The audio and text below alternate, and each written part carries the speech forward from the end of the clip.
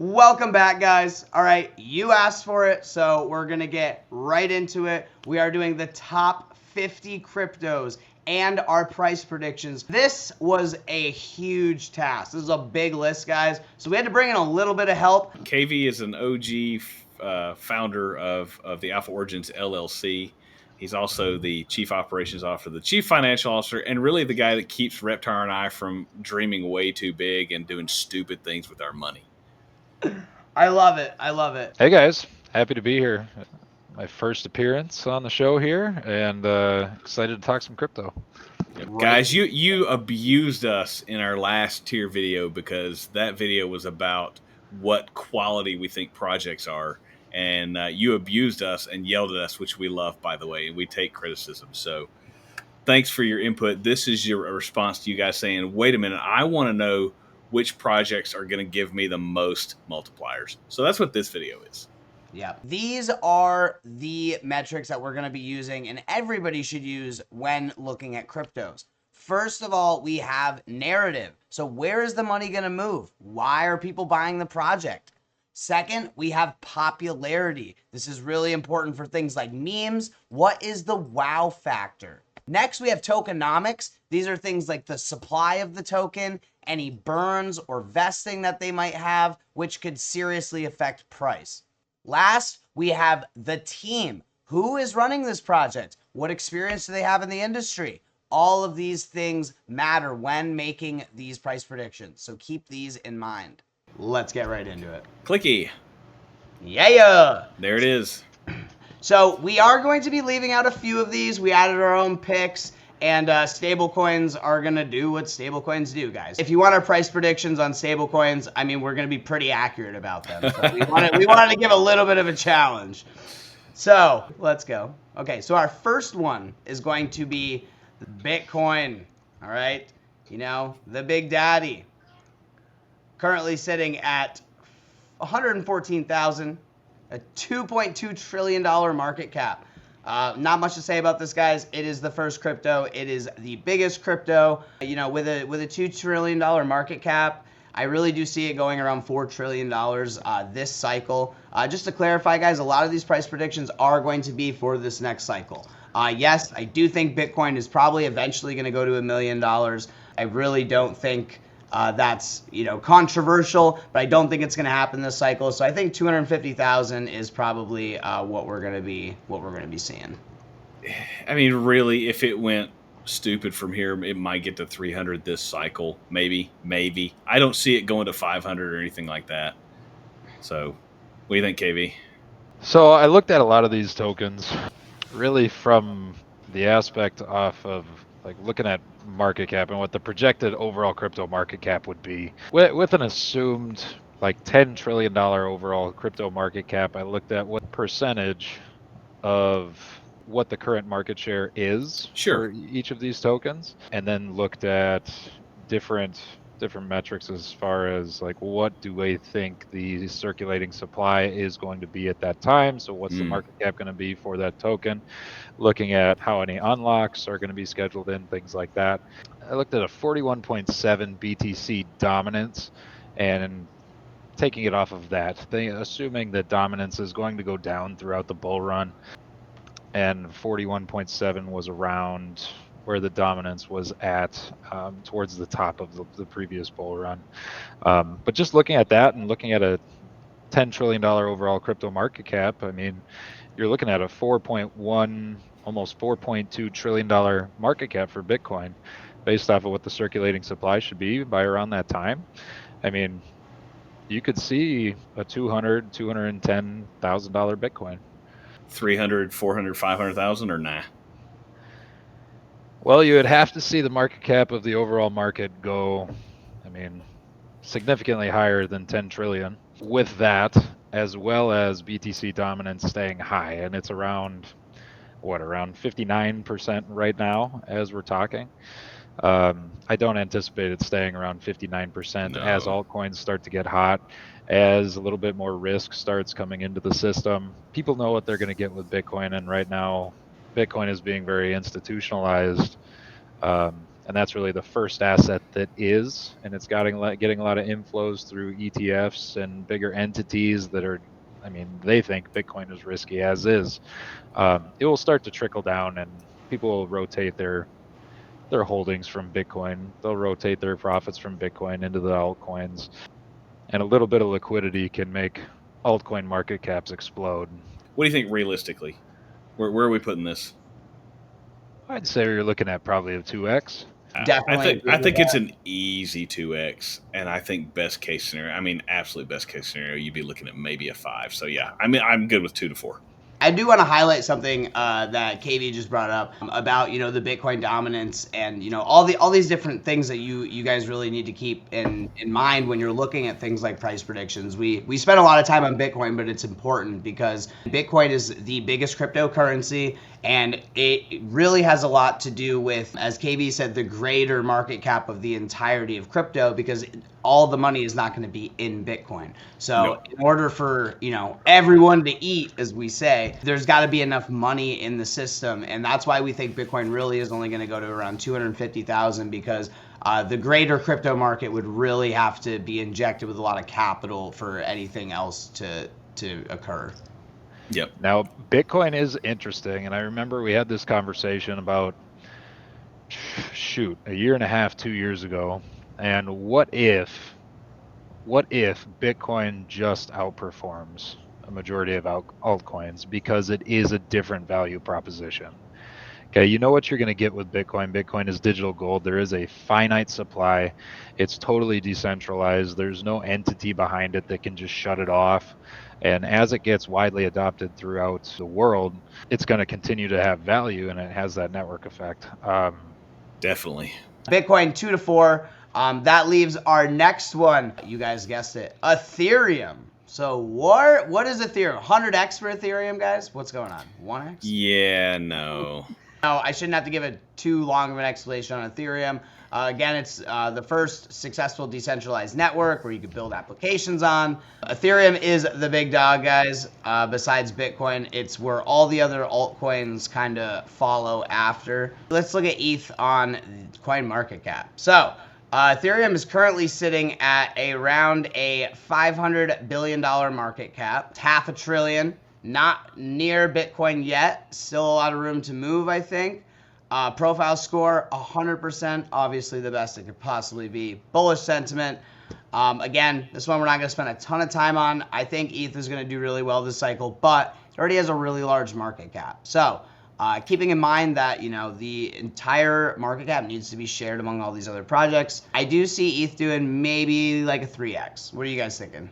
I could maybe give it a 4x, but that's for me it's pushing it to get to 20,000 per ETH. I might be willing to go a 5x if KV can convince me, but really I think a 4x is the top for ETH. It's tough to know, you know, like Ethereum is also becoming much more institutionalized and a little bit further ahead than any of its counterparts, such as Solana, Cardano, so on and so forth. They are a little further ahead.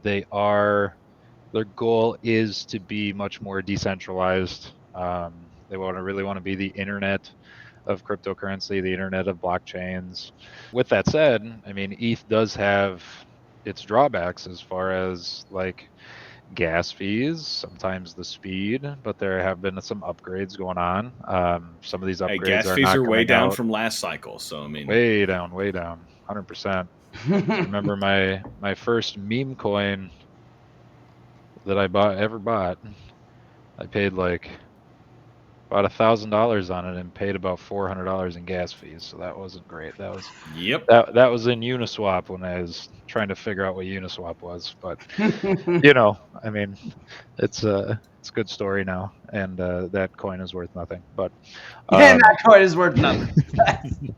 Having said that, like based on some metrics here, like you could see a $20,000-$25,000 Ethereum when it's all said and done. Again, there is a bit of a supply shock there, and then looking into some of the back end on some of the upgrades, like as it continues to get used, it becomes slightly deflationary. Yeah, I'll give it at least a 5 because that would put it just above 20. You want to do 5 to 10x? Yeah. JC's favorite. Oh, get ready, guys. XRP. XRP. For now, while we go over some data, 1,000x. we're going to put it in the 100x just to make JC happy. XRP to 10,000 is not going to happen. Very briefly, it is the coin that is going to be reshaping the banking infrastructure and allowing banks to send payments across border. You're replacing SWIFT, all kinds of big things going on with XRP. Huge project, massive market cap, 170 billion. So what do you guys think for this one? I mean, I know it does have a large market cap. I personally think XRP still has quite a bit of room to grow. A $15 to $20 XRP I think is possible, especially long term. But right now for this cycle, I'd be happy to see a 3x at XRP. I think $10 is probably where it's gonna go. But I'm gonna ask JC because this is his baby. Yeah, and I'm really just gonna go on people that do TA and that type of stuff and where they have their projections. Honestly, I think a $10 XRP is given. I think XRP this cycle will easily reach $10. That's probably the first spot where I will start selling is at $10 just to take a little profit. Beyond that, I am looking. I think 15 to 20 is reasonable. I don't think it's a stretch. I think once you get up to about 25 to $30, you're getting into the maybe super bullish case. I think $20 is a good target. 15 I think is definitely more likely than not. I think $20 maybe 50-50. So I'm going to give it, if we go $15, that's at least a 5x. I'm going to give it a 5 to 6x to be safe. Right. Like if I could have my way, it would be 100x, but I don't think it's going to $300 this cycle. I think I'll give you $15 XRP because I did say when we started I think it could go to 15. So and you're right, it could be a super cycle. But I do want to hear what KV has to say. KV, shoot me down. Well, it is written in lore, written in the stars, that XRP is going to 589, and that's dollars, not cents. So $5.89 or $589. $589. That's a 200 something. It's all up for interpretation, but anyways, in all reality, I don't see any reason why it can't get to a $1 trillion market cap. It could get there. Looking into Ripple with its connections throughout the world, throughout the United States, it's one of the largest American-based cryptocurrencies. With the current administration, they're going to want to work with that. One thing that's not great, obviously, is there's just under 60% of the supply in circulation right now. But I think that's a little disingenuous in that other cryptos count. Like if you take and lock up your Ethereum, it still counts in the circulating supply. If you put it in escrow, if you put it in staking, it still counts. So I don't like the way that's calculated on XRP sometimes. So, but that's just me. I mean, that's like saying how much Bitcoin is circulating right now. Well, they say 19 million, but really it's not 19 million because how much is lost, and that's not actually circulating. So I think it just bugs me that it seems like that metric is used negatively only against XRP, but that's just a rant. So. XRP is like the Yankees. You either love them or you hate them. True. Oh, I love that. And no, I think it's a good point though, because the supply is one of the metrics on our Pumpamentals chart that we're following for this video. So the age-old question: what is XRP going to do? Are we putting in 100x for the 589? I have a target of $13.41. Okay, so we're going to call it a 5 to 10x because I said 3x, JC said 7, and what you're calling is roughly a 6. It's between 4 and 5, yeah. Yeah, so you got it, JC. You twisted my arm. We got a 5 to 10x for XRP. That's right. Put it up there. Chat rejoice. Or tell me I'm an idiot and it's throw up the X. All right. All right, Reptar, what's next? I got my XRP at 5x. Let's go. So Chinese XRP. Just kidding. Think about BNB. BNB is a massive project, basically the Chinese competitor of Ethereum, and it does have a very large market cap. So let me just pull up BNB real quick for you guys. We're sitting at around $140 billion market cap. Fully diluted, yep. Yeah, and it's been running. It's looking good. But right now for a market cap, again, we're at about $150 billion. Honestly, guys, I don't use BNB that much. I know it's got a lot of things going on for it. I think a 3x is reasonable, but again, that's really pushing it because that's close to a $1 trillion market cap. I think BNB should maybe be more of a 2x. What do you guys think? Oh, KV, you got a feeling on BNB here? I'm not a BNB guy. Yeah, in the past, BNB has been able to do a lot of good things as far as utilizing their token towards like launch pads, and they built out the blockchain. They have the exchange. It's an exchange token, and it's been relatively low gas fees for a lot of different type of like gaming tokens and different altcoins, and PancakeSwap has been great, and it is one of the more tried and true, longer lasting type use cases and cryptocurrencies that are out there. It's in price discovery. It's at all-time highs. If we really do the math and we put it at, let's say, like a $500 billion market cap, that's roughly a 2. That's a 3. Yeah, so yeah, that's a 3. I think going to 3,000 is fair for BNB, but again, guys, it's hard. It's a big project, but it also has a lot of money in it already. So for it to go to a $1 trillion market cap, it's gonna take a lot, but I think a 3x is in the cards still. I gotta agree with Reptar here. I think the 2 to 4 category. I mean, yeah, if it 4x's from here, it's got a $600 billion market cap. I don't know. I would say higher 2 to 4x. I could see it going to 3,000, maybe 4,000. That's sure. Look at that. 2 to 4 though. We agreed on one. I love this. So, guys, our next one is, I know a lot of you guys have been waiting for this one, Solana. So Tether. Solana was big last Solana was... My price prediction for Tether is $1. You want to do that Tether is the bull case. Are we doing Tether first? Anything less is No, I'm just kidding. Bull case for Tether, 100x. Anyway, so so Solana, guys. It's not Luna Classic. Oh wait. So we'll pull up TUSD. Coin market cap. So Solana was a huge winner last night. You know, if you got into Solana down here like $20, you did a 10x and you're still up 10x. Solana, obviously number 6, big project, lots of memes, lots of DeFi going on. Lots of controversy during the bear market. Yep, they were involved in the whole, FTX thing and some other things that were, kind of shady. It does have an unlimited max supply, which is worrisome to me. And again, it's about $115 billion market cap. Could it go to $1 trillion? Probably, yeah. I think Solana has a better chance to go to $1 trillion than BNB. Yeah, 100%. There is a lot of money already in Solana. I would have to put it at maybe 5 to 10x, I think, just because I see it going to 1,000 maybe. I think 600 is probably more realistic. KV, what do you think? I'm looking at it probably between a 4 and 5x. 4 and 5, yeah. I'll give it. If you were looking, I'll give it Solana to 1,000.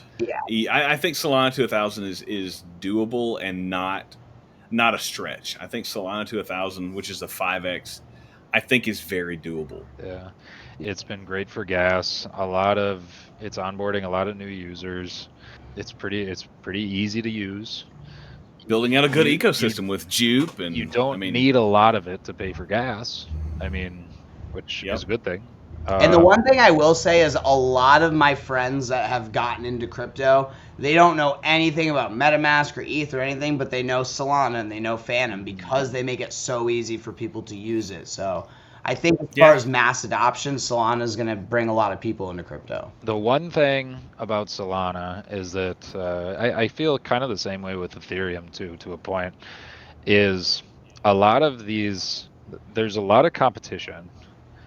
A lot of layer ones trying to take market share away from each other. Ethereum is like the Coca-Cola of the space. Solana is now becoming something that's a little bit different than Ethereum, but it's gaining a lot of traction. But at the same time, when there is no max supply within the code, there's always that element to where it can be printed. So I think that's one of the reasons it has a lot of backing from big players and even governments, is that it can be continually added to, and maybe it has a little bit more of ability to be manipulated at the higher levels. So what do you think? You think it's a guaranteed 5x goes to 1,000? I think 5's reasonable. Are we good? Are we good 5 to 10? Yeah. Very low 5 to 10, very high 2 to 4. Yeah. Oh gosh, so many people ask me about this one, and I almost don't even want to do a price prediction on it. Doge. Yeah, USDC stablecoin. Yeah, my bearish prediction on that is $1. Doge, I don't care. It's got a friggin' $35 billion market cap. It has no use case. Again, unlimited max supply, not a good sign. Only has a 65 on the profile score. It's a $35 billion market cap. That's big already. And it does nothing. It does nothing. Really all. Do you think maybe it could go to $1? I think it can go back to $1. Yeah, I do not see it going much higher than that. No, it's fine. I mean, now there is an argument for use case for Dogecoin. Yes, it is a meme coin, but you could consider it almost Bitcoin light. Now it might be a little sacrilegious to say it, but it doesn't have a max supply. It's totally decentralized. It's a pet rock, kind of like Bitcoin. You know, it True. doesn't really do anything besides that, and it's totally decentralized. It is very inflationary. If you look into the back end of it, there is a lot of inflation there that does come into supply over time. Now, yes, Reptar made a great point where people talk about, oh, well, this one's only 23 cents, where Bitcoin is $100,000. It's never about the price. It's always about the market cap. And understand that as we're getting into these things, Dogecoin could get to $1 again, and that wouldn't be crazy. I mean, the market cap might continue to go higher, but based on the amount that comes into supply, it just hurts the price action. I agree, actually. I think we should throw it in the 2 to 4x category. I know we're going to get a lot of hate for this in the chat, but KB, I do appreciate you making a case for Doge, because I know a lot of people really like Doge, and it is the most established meme coin. So it's the Bitcoin of meme coins. Yeah. So I don't want to call it a bad buy, but I want to taper people's expectations when they say things like Doge is going to $100, or even if it just goes to $10, well, 100x, and it's just the odds. XRP to 10,000 is always Doge going to to $100. What we got next? Tron. Moving on next. Tron is a decentralized blockchain-based operating system developed by the Tron Foundation. They were originally ERC20-based tokens, which just means it's an ETH-based token. They moved to their own layer 1. It's just another layer 1. I'm not sold on it. That's an important thing too. KV brought this up on one of our other tokens, that there's a lot of layer 1s out there, and a lot of them are competing for share and the total crypto market cap. So, and honestly, Tron is just not one that excites me. I hear a lot of bullish stuff about it. I know it's got good metrics. I know it's got good tokenomics. Again, put it in the comments, guys. Why is Tron going to do anything other than stay where it is? It's a top 10. It is a top 10 crypto. Why? And what again, does it consistently interesting thing about Tron, which never seems to affect the price, is how much volume. There's just sheer volume being traded on Tron. There's a lot of stablecoin movement on the Tron network. I think a lot of layer 1s are going to steal the show, so to speak, from Tron. But I do think it's going to do well. Why would you buy Tron when you can buy ETH or Solana or even Bitcoin? Right. I think Tron's going to 3x, because I think going Costco hot dog. I think going to $100 billion market cap is reasonable for Tron. It's not exciting enough for me to jump anything. I'll give it $100 billion market cap. That's fine. So that 3x. Let's move on. 3x. No one cares. It's been a consistent underperformer. Okay, that makes sense. But it's in the top 10. It has a ton of volume. price action just always underwhelms. Yeah. Leave it in the 2 to 4. All right, we'll put it in 2 to 4 for Tron. That's boring. I'm bored. Let's move on. Oh, so if you're bored, then you're really gonna love this next one, Cardano. Cardonzo. If you've watched our channel, you know that I think Cardano is a good project. I just refuse to buy it because my dad, who passed several years ago, but my dad bought Cardano at 2 cents and didn't tell me. And he'll never forgive him for it. The earliest I got into Cardano was about $1. Guys, 2 cents. Cardano's a great project. Don't get me wrong. I remember, Cardano. It scores pretty high. Most of the supply is actually out there. The market cap is still relatively small. I think Cardano could easily go back to $3 where it was before in the last cycle. The problem is the same thing with Tron. It's boring. There are so many other chains with better narratives and excitement, but Cardano is still one of the strongest projects in crypto. So I want to say between a 3 and 5x. What are you guys thinking? Go ahead, KB. I'll save mine for last. I have actually maybe an odd take on Cardano. I mean, I see Cardano. I mean, you make a decent point in like looking at. We just talked about Tron and like what is really happening on it. I remember when the Cardano blockchain, people were actually finally able to do stuff on the Cardano blockchain, and everybody was all excited and got into it, and then it was clunky, and I mean, some of it was kind of cool. The gas fees were low, but now there's so many other options. Like Solana has become so much more adopted, and again, you're looking at market share. Solana, I'm not 100% sure right now what Cardano gives us over Solana. I know Cardano is working a little closer with Bitcoin now, but one thing about Cardano is, I mean, something that XRP has too, the community, diehard Cardano fans. Charles Hoskinson is a very prominent leader within the Web3 space. I mean, he's been around. He does his fireside chats. He's got the lobster on the mic. He's very vocal. He's got connections. I mean, just for that reason in and of itself, I mean, Cardano's got potential to do between a 5 and 10x, purely based on that stuff. But at the same time, like I said, I don't know exactly what it gives you over Solana at the moment.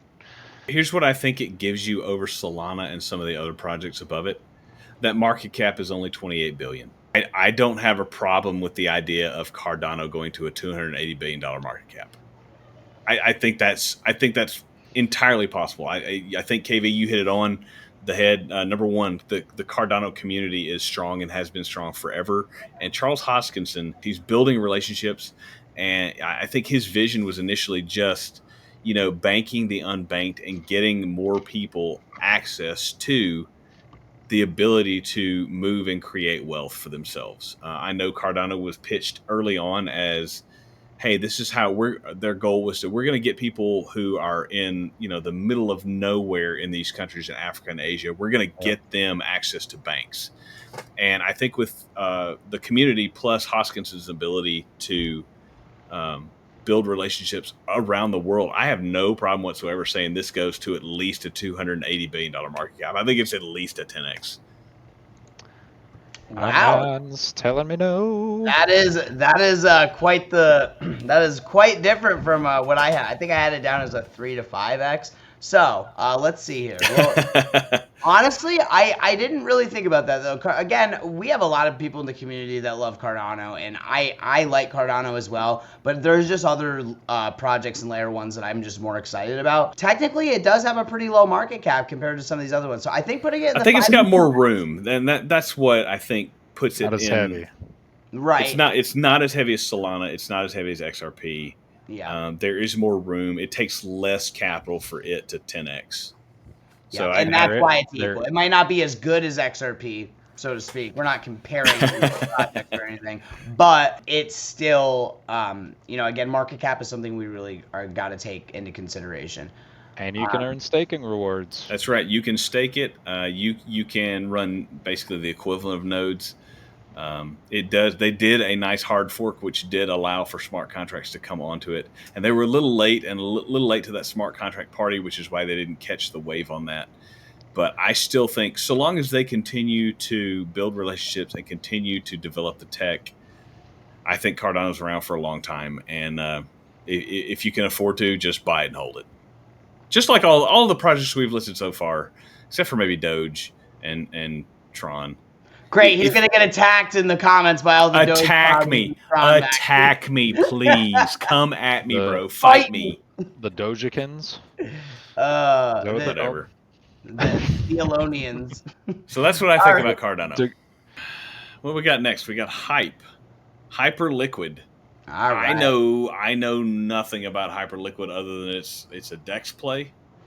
So essentially, without boring everybody, is basically just a giant DeFi platform. It's a layer 1, so it doesn't run on ETH. It has no gas fees or anything like that. I'll pull it up here on the chart real quick.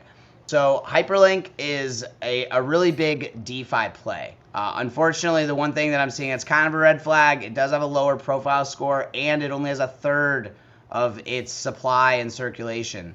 So that's another red flag. The market cap is pretty low, but that is pretty high for a DeFi platform. To keep in mind, guys, some of the other DeFi platforms we'll look at have a much lower market cap than this. But again, HyperLiquid is in the top 50 for a reason. I think going to maybe a $50 billion market cap is reasonable because it's a DeFi platform, but I just don't really see it going much higher than this. I mean, I do a lot of DeFi, and I haven't really messed around with HyperLiquid yet. So I don't know. What do you guys think? I think a 5x is probably realistic on this one, but not much. Well, I think even if you went and said it's going to $150 billion market cap, which would be a 10x on the market cap, I think you got to cut that in third because only a third of the tokens are available. So even if you say it's going to 10x, they still have to double or triple the amount of tokens that are out. So I would, even if you say it's going to 10x market cap, I think it only 3x's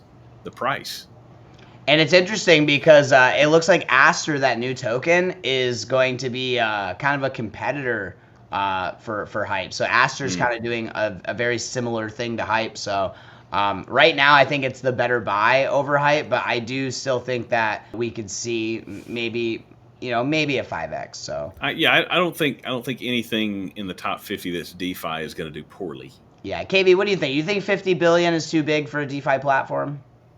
Not necessarily. I mean, I feel like Uniswap has gotten fairly high. We'll put it at a 5x for now. I think that's decent. DeFi is going to be big, and it is the number 1 DeFi, right? It's ranked number 11. So what is the next one we are doing? Let's see here. The one that mostly iced, but everyone has been waiting for. ChainLink. The S plus tier. The S tier coin. The big daddy. It basically is the plumbing of all crypto and lets everything talk to each other. Not much to say about it. The first and biggest oracle. They are partnered with literally everybody. ChainLink is a massive project and probably one of the safest bets in all of crypto. We'll pull it up here on CoinMarketCap for you guys, and we'll take a look at it. JC, what are you thinking about ChainLink? Are you bullish on ChainLink? I am bullish on ChainLink. I don't understand why ChainLink has not moved more with all the partnerships that they're getting and the fact that they literally are the plumbing that links together all of the chain. They link the chains. ChainLink. It's in the name. And I don't understand why they haven't gotten more movement. Look at that market cap. 14 billion. That's it. I feel like that's very low compared to a lot of the other projects that we've been looking at. Look at your top news thing over there. ChainLink just teamed up with UBS, big investment firm, and Swift to streamline. Like, they're partnering with Swift. Guys, they're partnered with everybody. If you're a major crypto project, you're partnered with ChainLink. And I do agree with you, JC. I'm surprised it hasn't moved more. I mean, yes, the circulating supply is not completely out, but it's almost completely unlocked. 70%. It's got a 99 profile score. ChainLink is one of the most safe, in my opinion, crypto projects that you could probably hold. And I think going to a $200 billion market cap is a given. I think I would see. I have no problem looking at that market cap and going, okay, 140 billion, sure. What about 280 billion? Could this 20x? Right. I've struggled with ChainLink for a long time. I think the project in and of itself is amazing and very pivotal for the infrastructure of Web3. So why doesn't the token reflect the value of the project? It doesn't pump. It's not a layer 1. People are not trading into ChainLink to get out of meme coins. People are not using ChainLink for gas fees. People are not using ChainLink. They're investing in it because it's a good project. I think that's an interesting point that you bring up, KB, because I don't hear a lot of people talking about it. I hear people just be overly bullish on ChainLink just because it's a good project. Again, I wanted to put it in probably 10x category because I think going to $150 billion market cap is probably going to happen. But I do agree, like, it's not a token people really are trying to accumulate, which to me is crazy because it's a really good project. I'm thinking maybe a 10x. I have ChainLink going to probably around $200. I think that's realistic. But what do you guys think? You think it should be lower than that? You know, ICE probably wants us to put it between a 20x and a 50x, which I thought we were probably going to be a little bit more bullish on ChainLink, but that's a good point. So yeah. I would like to be. I'd like to say it 20x's from here. Market cap wise, I mean, I think the project has that value. I don't know.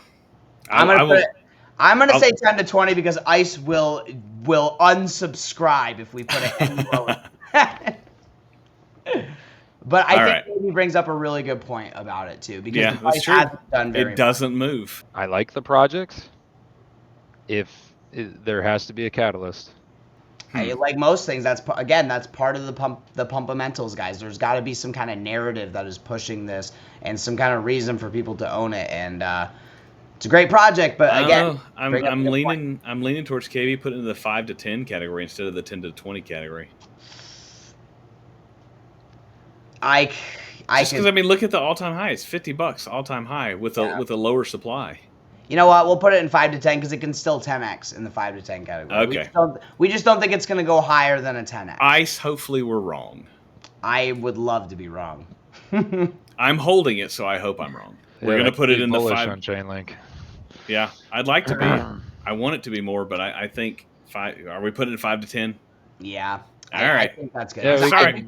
It's only a $15 billion market cap for some of the stuff it does. If it does get a catalyst, like it could rocket, interconnect blockchains seamlessly, and if that can be achieved, I mean, who knows? Maybe 8 to 10. Because it covers up with the 10x's. If it goes higher than that, I mean, again, ChainLink is a great project. You should still hold it. But I don't think it's going to do much more than a 10x. But if it goes to a 10x, it's a $150 billion market cap. Like, that's not a small token. True. Yeah.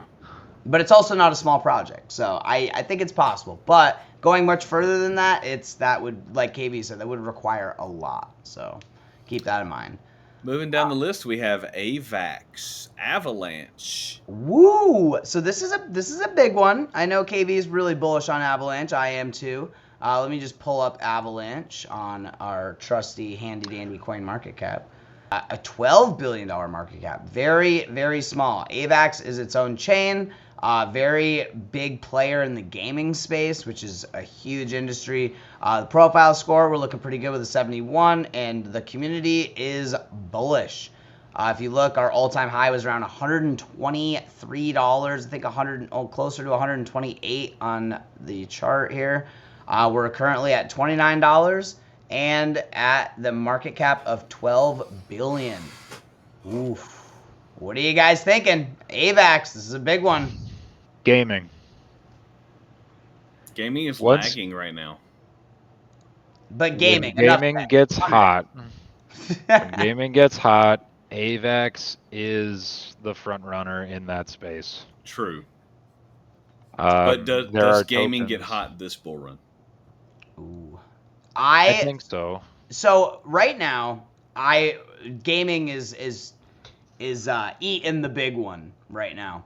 I think I can say that. And essentially, you know, a lot of games are dying, to be totally honest. A lot of these Web3 games are dying, and only a few of them are still around. So I understand, you know, JC's, you know, hesitation with thinking that, you know, Web3 gaming is just going to take off this cycle like it did last cycle. But AVEX really does have more going on for it than just gaming, but yes, gaming is its main narrative. I actually have AVEX down as going to about $300, so I think it's going to be a 10x. But if gaming does very well, I see it going maybe between 10 and 20 even. So, I mean, what do you guys think? I mean, for it to get to a 10 or 20, for a 10x, it would be going back to all-time high, around a $30 billion market cap. Even that, I think for a gaming project, especially in the top 20, I think is reasonable. What are you guys thinking? I'd put it in the camp of maybe 5 to 10x. Like, we're looking at some projects that, like XRP, 170 or whatever billion-dollar market cap right now with, what, 60% of the supply in circulation. Now we're looking at 12 billion. Having said that, 12.6 billion market cap is a pretty heavy token.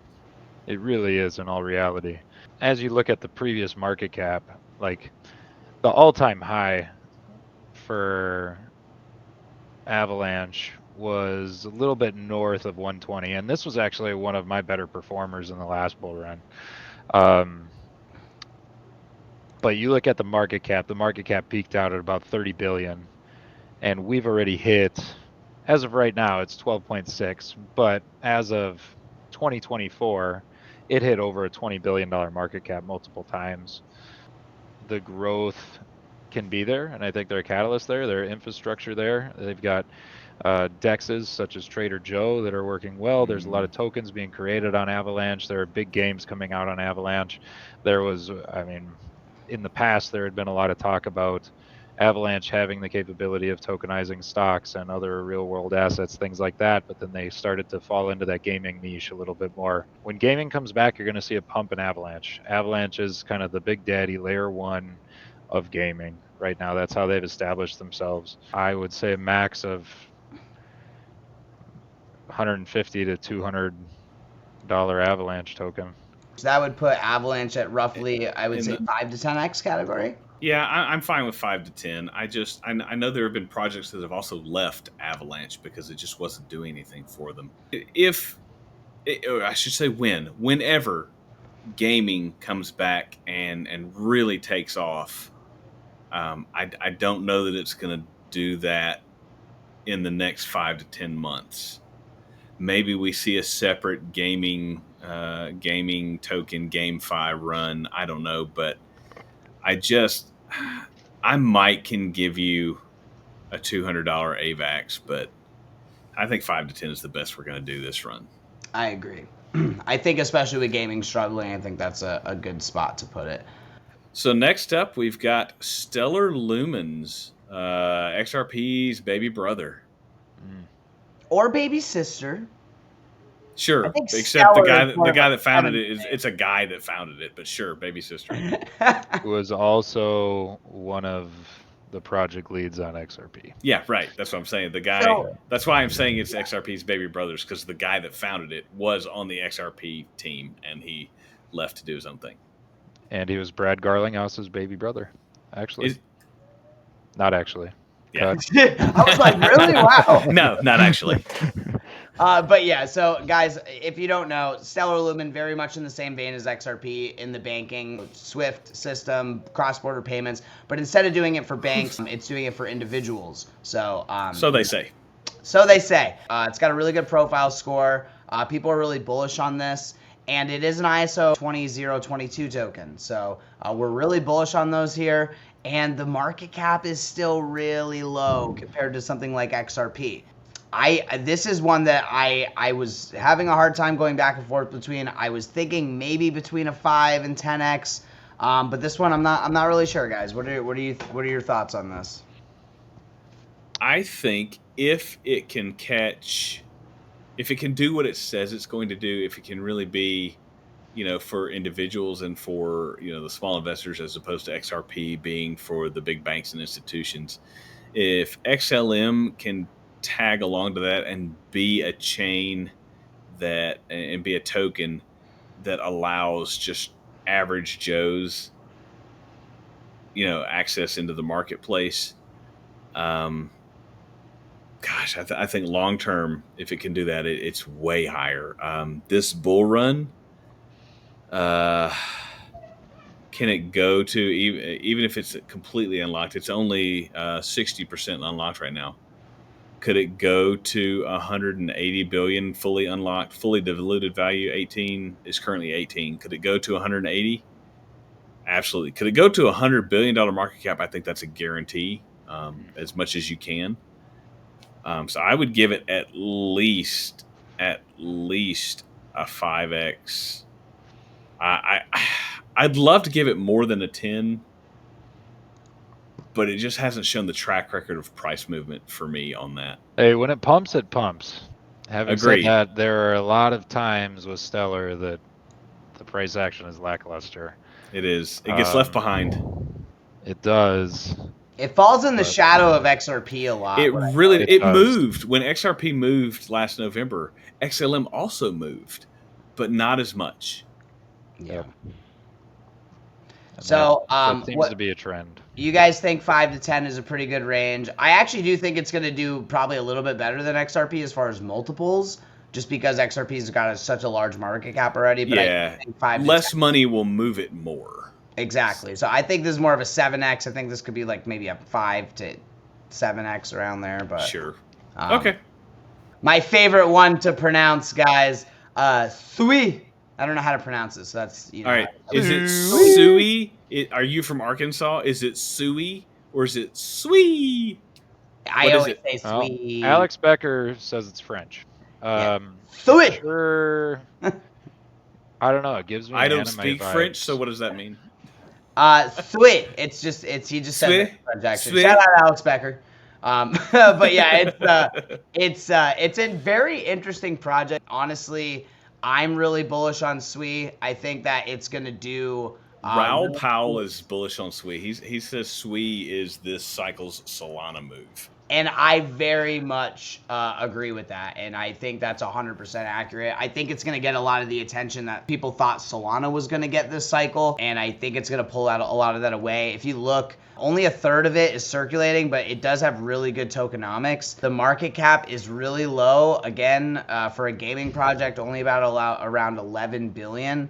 But the community is really bullish on it. And our price prediction, I think, or we were at almost $5. Sui is one that's interesting. I don't think it's gonna do as crazy as everybody thinks. I think it going to a $50 billion market cap is a given. I think it's an easy 5x. I don't know if I see it going to a $100 billion market cap, getting higher than something like AVAX, but it is possible, especially if this whole console that they have coming out, if that goes well. It's possible, but I think for this cycle, I think a 5x is more realistic. I'm going to disagree with you there. I think if their handheld console does better, does even remotely well, and they can make some moves with it, and they can really get in that space, I think Sui passes AVAX. I think Sui overtakes AVAX just because of the current momentum. AVAX is kind of on the downturn. Sui is very much on the up as far as sentiment and recognition, name recognition. I think Sui could pass AVAX in market cap. I got no problem giving this a 10 to 15x. I love that. 10 to 20x category for Sui. KV, what are you thinking? I know you're big on the gaming narrative, and obviously so am I. What do you think about a 10 to 20x for Sui? I think it's got a lot of hype. I think there's, if I remember right, some of the developers came out of that token that Facebook was attempting to come out with that got regulated into oblivion. Its circulating supply is low, and when it was released, when it went for public sale, it was dropped at a stupid high market cap for what it should have been at. And to be honest, I shorted it for a long time after that and did pretty well. According to the chart, you did well. Yeah, right. It's I think it is very overhyped. Almost everybody that you listen to is talking about Sui, which I think that means it has pumped early. I think our returns from here are going to be limited, personally. Sorry, Sui, I tried.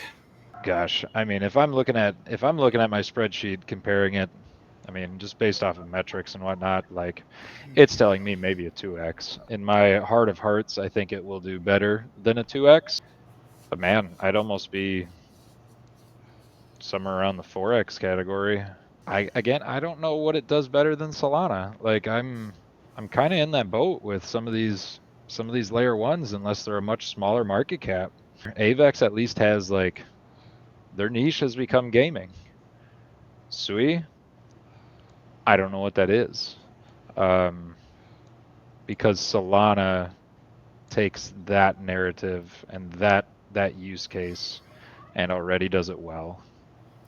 All right, Reptar. He says 2 to 4. I say 10 to 20. What do you say? Put us somewhere. I think we're gonna have to go in the middle between All a right. 5 and a 10x. You know, I do see both sides of it, and it's hard to tell. But I think KB brings up a really good point, enough where it could sway me down a little bit. It could sway you. He could sway me. A lot of you guys can see already as we get into this that, you know, a lot of these are going to fall in between 5 and 10x, and that's because we don't really think a lot of the top 20 coins are really going to move much more than a 10x. They already and because we're already halfway through their move in the bull market. Exactly. So, you know, there are some other coins that will probably be up a little bit higher. Spoiler alert. It makes sense that a lot of these projects are falling where they're falling right now, but we're gonna get a little bit more a little crazier and controversial here in a second. Well, I, for one, to be controversial, say we skip the next one. Bitcoin Cash, who cares? KV, do you care? No. Yeah. Nope. Bitcoin Cash, I think it's a failed project. Who cares? Yeah, I who think cares? it's going to go I mean, right. it was a fork of Bitcoin. Why use Bitcoin Cash when you can own Bitcoin? Right. Exactly. What is the use It's case? cheaper. It doesn't matter. Yeah. All right. Let's move on to one of our Ethereum. favorites. Let's H-bar. get it. 100x. What can I say about H-bar, guys? I mean, it's my biggest Reptar's an holding. H-barbarian. I 100% am. I am an H-barbarian because, As guys, far as the number of tokens, I hold more H-bar than anything else. no, same. H-bar is, full disclosure, H-bar is my biggest holding. Well, you just got to put a couple bucks into SHIB. But, you know. Well, that's true. If I bought $5 worth of SHIB, I'd have 10 billion. But yeah.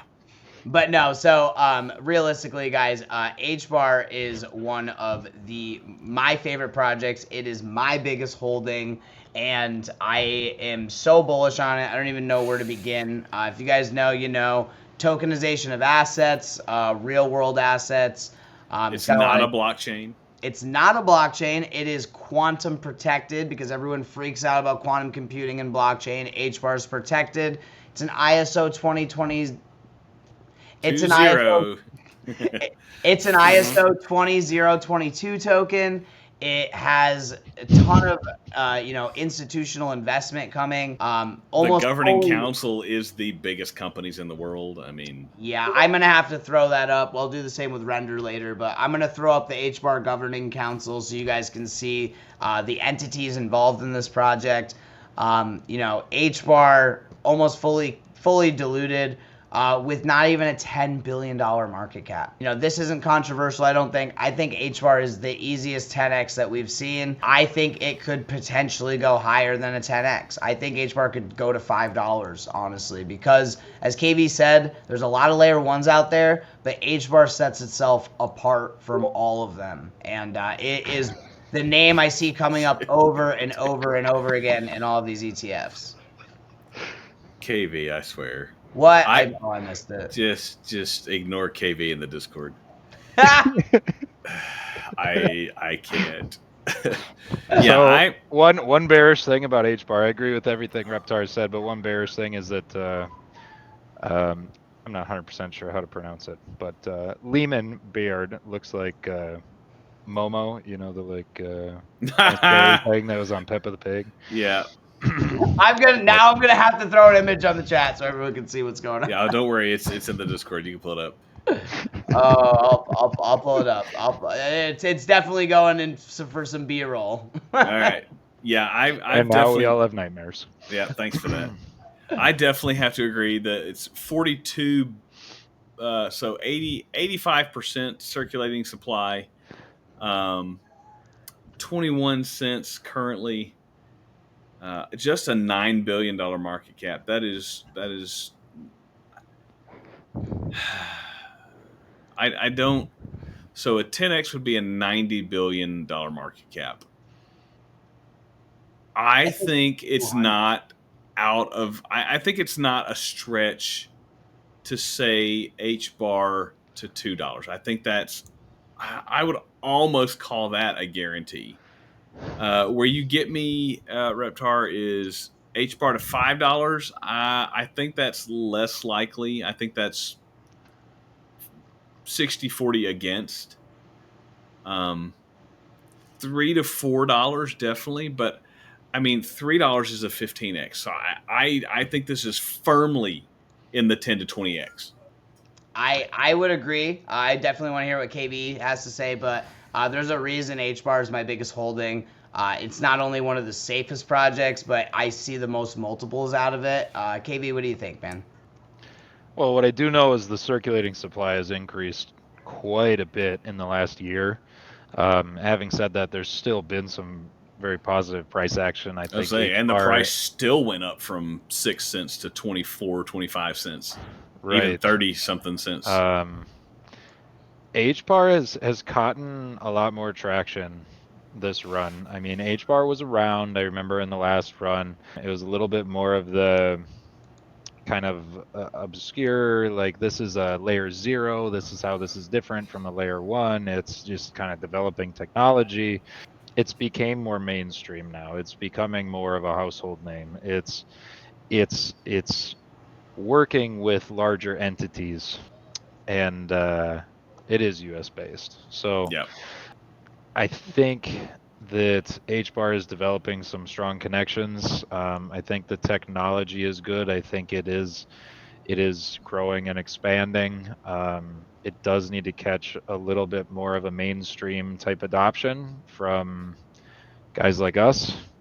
You know, I mean, some of us, like, we got it, but it's not as common with as far as like Solana goes or something like that. People, I think that changes this bull run as they develop out, as their big partners get more and more involved. I think HBAR is one of those ones where the big companies realized, oh crap, crypto is moving. Oh, wait a minute, HBAR is serious. So they got in early, whereas retail got in early on Bitcoin and Ethereum. I think the big boys got in early on HBAR. Yeah. HBAR could catch a bid and get to $100 billion market cap, but who knows? I mean, in my opinion, I look at it as a 5 to 10, 5 to 10 with potential. And I do think 10x is probably the safer kind of bet. That's why I kind of like where we have it 10 to 20, just because it gives room for that little bit of bullishness that could happen. But also a 10x is probably realistically where it's going to go. To be honest. I think $2 is where it's at right now. Yeah, exactly. It's ran. Yeah, it's already, like we talked about this. HBAR was down at below 6 cents. Yeah. 5 cents. Yeah, below 5 cents. Go down to the bottom of that red candle there. Yeah, right down there. What was that, like 3 or 4? Yeah, it was at 5. 5 cents. So 5 cents, and it ran all the way up to 35, 34, and now it's back down to 20. You're still up 4x, and we haven't hit all-time highs, and they're still building. I think. And we still think it's going to probably 10x from here. So I think 10x is easy. Yeah, and in these drawdowns, it hasn't been crushed as some of these other tokens have been either. Right. Speaking of getting crushed, the next one, Litecoin. Ugh. When they talk about Dino coins, people call all the original coins Dino coins. The only one that comes to mind that I think is a Dino coin is Litecoin. Is anyone doing anything on Litecoin? And you know what? I'll pull up the thing. I mean, to be honest, guys, I don't know a ton about Litecoin. I know it's one of the OG cryptos. It's been around forever. It looks like it's almost fully diluted, but it's got really bad tokenomics. It hasn't had. It's just not an exciting token. I don't know. What do you think, KB? Do you have anything special about Litecoin that we should know about? Because I don't know. I think it's a stinker. Yeah, I don't. Litecoin's old. Litecoin was billed as the silver to Bitcoin's gold. It just doesn't have a use case. I think generous to give it a 2x. Yeah, it's sitting in that 2 to 4 category. It's funny because I actually did give it my price prediction around a 2x. I mean, the whole crypto market's going to do well, but I think it's going to be a real stinker. I kind of feel bad putting this next to Bitcoin. Damn. Yeah. The thing about markets, though, is when there is some sort of misvaluation on something or low valuation on something, people are going to find it, people are going to pump it, and people are going to capitalize on it. Now, Litecoin could see and catch that. Like, you could get to that $500 Litecoin because people are doing just that. Is it being used? Are people just holding it? Are people using it like Bitcoin? No, they're not really. I know there's a lot of miners that will go out and, I mean, they'll try to mine Litecoin. But what are they swapping it for when they get it? Is the thing. They're mining it and selling it. Yeah. Right, exactly. Even when I was mining for a while, I was mining tons of different coins, but I was always swapping for Bitcoin. So yeah. Let's move on to everyone's favorite dog, the Shiba Inu. Oh, we're gonna get so much hate for this. Chat. Meme coins are so hard. We weren't even gonna do meme. 5 seconds. All-time high, which it will never reach again, is only a 7x. 2 to 4. Okay, so SHIB, if I remember right, had gotten all the way up into like top 7 cryptocurrencies at one point, which is wild. I think SHIB caught a run off of Doge because Doge had a really nice run last time, and then SHIB got some track. I mean, shoot. I mean, what type of dog is Doge? It's a Shiba Inu dog. Okay, so then they made SHIB. Exactly. They wanted it's a to meme ride of a off meme. It's we have Dogecoin at home. But SHIB got so much. They got so much money from that pump that, I mean, it was insane pump. Insane. There you go. All-time high is 408. Made all this money, so then it started to develop. You get into like, it started to do its own blockchain, a little bit of DeFi, from my understanding. You had like the Bone token, you had all this stuff, but like this thing's pump is done. Like we've hit the pump from SHIB. I don't see a reason why SHIB is going to have any sort of pump like that again. No. If it moves, it's going to move like Litecoin. It's just going to move because the whole crypto market cap is up. Best case scenario, 2 to 4. I don't have much to say about it. I do think it's probably going to do around the same as Doge, 2 to 4. People pump coins. They will get pumped, but I just don't think they are. Yeah, I think seeing what else you could be buying with better multiples, I have no interest in SHIB or Doge. Yep. No. Toncoin is our next up. Speaking of a coin that I hate. Yeah, I'm sorry. I got nothing. You hated a ton? Yes. I hate it a ton. Oh, nothing super against Toncoin. Except that it's the Telegram coin. And we hate Telegram because Telegram is full of scammers. Telegram is just, I mean, you know, there's some good communities on Telegram. I don't want to completely, you know, discount all of Telegram, but it's just not a great place. You know, there's a lot of scams. There's a lot of scams that go on Discord too, but Telegram is just not my thing. And I don't think it's a lot of people's things when they're getting into crypto. I think it's full of scams and a lot of people get burned. Tokenomics are not good, 57%. Max supply unlimited, that's always great. And the market cap, you know, 2 to 4. You know, 2.5 billion. We're currently way more than that. I don't know. I hate to put it in 2 to 4 because that's where Bitcoin is, but Bitcoin is there because it's already so high of a price. But yeah, a 2 to 4. Yeah, Ton was hyped a ton up until this point. No pun intended. Yeah, it was. People talk about leveraging how much of an audience there is on Telegram. They're not buying the token. Yeah, what does it have to do with the token? Now, can they incorporate it in some way that maybe unleashes something? I'm not sure. Maybe. And I know it was getting into like blockchain status and stuff like that. Like there's, I think this has been a very hyped coin over the last year or two. And did nothing except meh. There was some pump there, but it's heavy, and there's not a lot of circulating. There's less than half of it in circulating supply. About 50-ish%, with an unlimited supply and having some pumps way earlier than other coins. Like you're looking at June of 2024 at an all-time high of $7.50. Like it's down 60+% from that all-time high. When everything went in November. Yeah, I would agree with JC with the 2 to 4x. I think that's where we're going to put it, 2 to 4x. Next one's an interesting one. We got Cronos, the Crypto.com token, Crow. Oh boy, here we go. There's some good things, but also some bad things, I think, with this token. And this one just recently ripped quite a bit too, so this one's going to be interesting to do a price prediction on. I'll let you guys kind of take the reins on this one because I know you guys were a little bit more involved in it than I was. This one's a big one, up bigly. So, let me tell you the reasons I like it. Number one, they have a great ad campaign. They get their name out there. If you guys remember during the hype phase of the last bull run, Crypto.com was sponsoring all kinds of things. There's a Crypto.com stadium. They had, the little embroidered logos on umpires at, during the World Series. It was a big deal for Crypto.com was everywhere. And this is their token. You can get it on, you put it onto their particular exchange. They have their own exchange. They're like Coinbase, but it's Crypto.com, and they have their own token.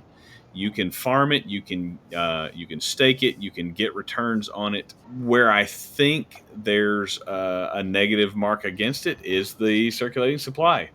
It's only 35% in circulation, and I know some of that is for staking rewards, and I know some of that is locked up. But I think that hurts the price going forward. While the market cap may go up, because the supply will also go up, that negatively affects the price per token. You can see the all-time high there goes up near $1. I think we get to $1 easily this bull run. Now I'm going to add one more bearish thing to it. You're talking about the circulating supply. Not that long ago, it was totally fully diluted at 30, if I remember right, 30 billion tokens in circulation. That was fully diluted because back in 2022, Cronos voted to burn 70% of the circulating supply. In the last few months, it was then voted on to be brought back. I missed that total supply. I don't like that at all. That defeats that's not a burn then. Right. Now the reason it was brought back was, quote, for marketing purposes, and the majority of it is being donated to the United States crypto stockpile, or I know it's gotten very involved. They've developed some connections within the Trump organization. So take that with a grain of salt, but at the same time, I could not be more bullish on Cronos. Especially from here, it's 20 cents. It's 20 cents. You're looking at a market cap of what, about 6 billion? It looked like about a little over 6 billion. Yeah, 6.7. I look at Cronos and I think BNB. I think I think this is pre-BNB. The Cronos blockchain is a little behind. Yeah, it is its own layer one. Lagging behind. It became its own layer one. It's been a layer one for a couple of years, but Chris has been. He's the CEO of Crypto.com. Him and Crypto.com have been fairly separated to a point until this administration came into the White House, and now they are all in on scaling this blockchain and using it. You have one of the biggest crypto exchanges in the world with the best branding. Everybody knows exactly what it's for by looking Guys, at you the can't name. like. How in the world do you not get in the cryptocurrency space crypto.com? Branding is Right. on point. Guys, On point. that's their branding and advertising is I think probably the best in the business. Yeah. So what But we give me a are- price number here. They're at 20 cents. Where do they go? We're at a $6 billion market cap. I don't see why it can't get to 100 billion. Wow, that's almost a 15. It's really like a 13x. Yep. And what's even crazier is Crow, not only with its supply issue, but the fact that it's already run so much, the fact that I can comfortably put it in between the 10 and 20x category, that just shows it's a big project and it's got a lot behind it. So I think that's actually a pretty good spot for Crow. We got another 10 to 20x. I like it. Well, let's keep it moving. Our next one is Dot. Good old Polkadot. Oh, this is such a garbage project. I just like. Can we put it at the one? Can we put it at the 1x? Can we put it at the 1x? I got no use for Polkadot. I'll pull it up on the chart real quick just to be fair about it. But realistically, I think we're running into this issue a lot on this chart. Dot is just one of those projects, like, it just is not getting any attention from any of the other layer ones that are doing the same thing. I mean, honestly, look at this. It's just not very exciting. First of all, unlimited max supply. Again, huge red flag. Tokenomics are only at 67%. It's just a nothing. What does it do that any other project above it does not do better? Exactly. And again, it's only at a $6 billion market cap. There is a ton of room for it to grow.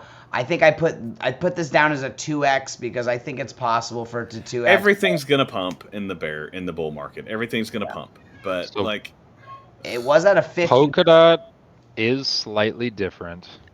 Polkadot has tried a slightly different model. So I've charted based on like what the ROI based off of their previous market share in the last bull run would look like if it maintained that market share, and then you can compare it to what the current market share is that it has. And if you were to look at the ROI based off of the previous market share, we're looking at a token that's undervalued by about 28x right now. Having said that, the market share has dropped by about 80%. This could be one of those tokens that is one of those tokens that just doesn't really come back.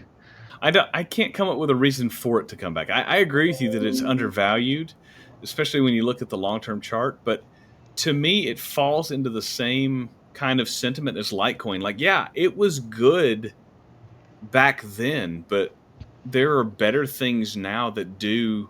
Number one, there's other things do it better or the same, and they have more hype. They have better fundamentals. They have better fundamentals. They have better marketing. They have better cachet with just, they have better brand recognition. I think Polkadot may be one of the ones that's on the way out. Yep. It's one of my least favorite projects. I don't really know why. I never really used it. It was never exciting to me. And when I compare it to even something like Cardano, why would you? There's just not enough of an ecosystem. So I agree. I know you said a 2x. I kind of want to put it down here with Bitcoin Cash, but it's up to you guys. That's fine. I say leave it at the bottom. It will probably go up. 4x. It'll go up, but I just put it at the bottom because it's trash. It'll happen.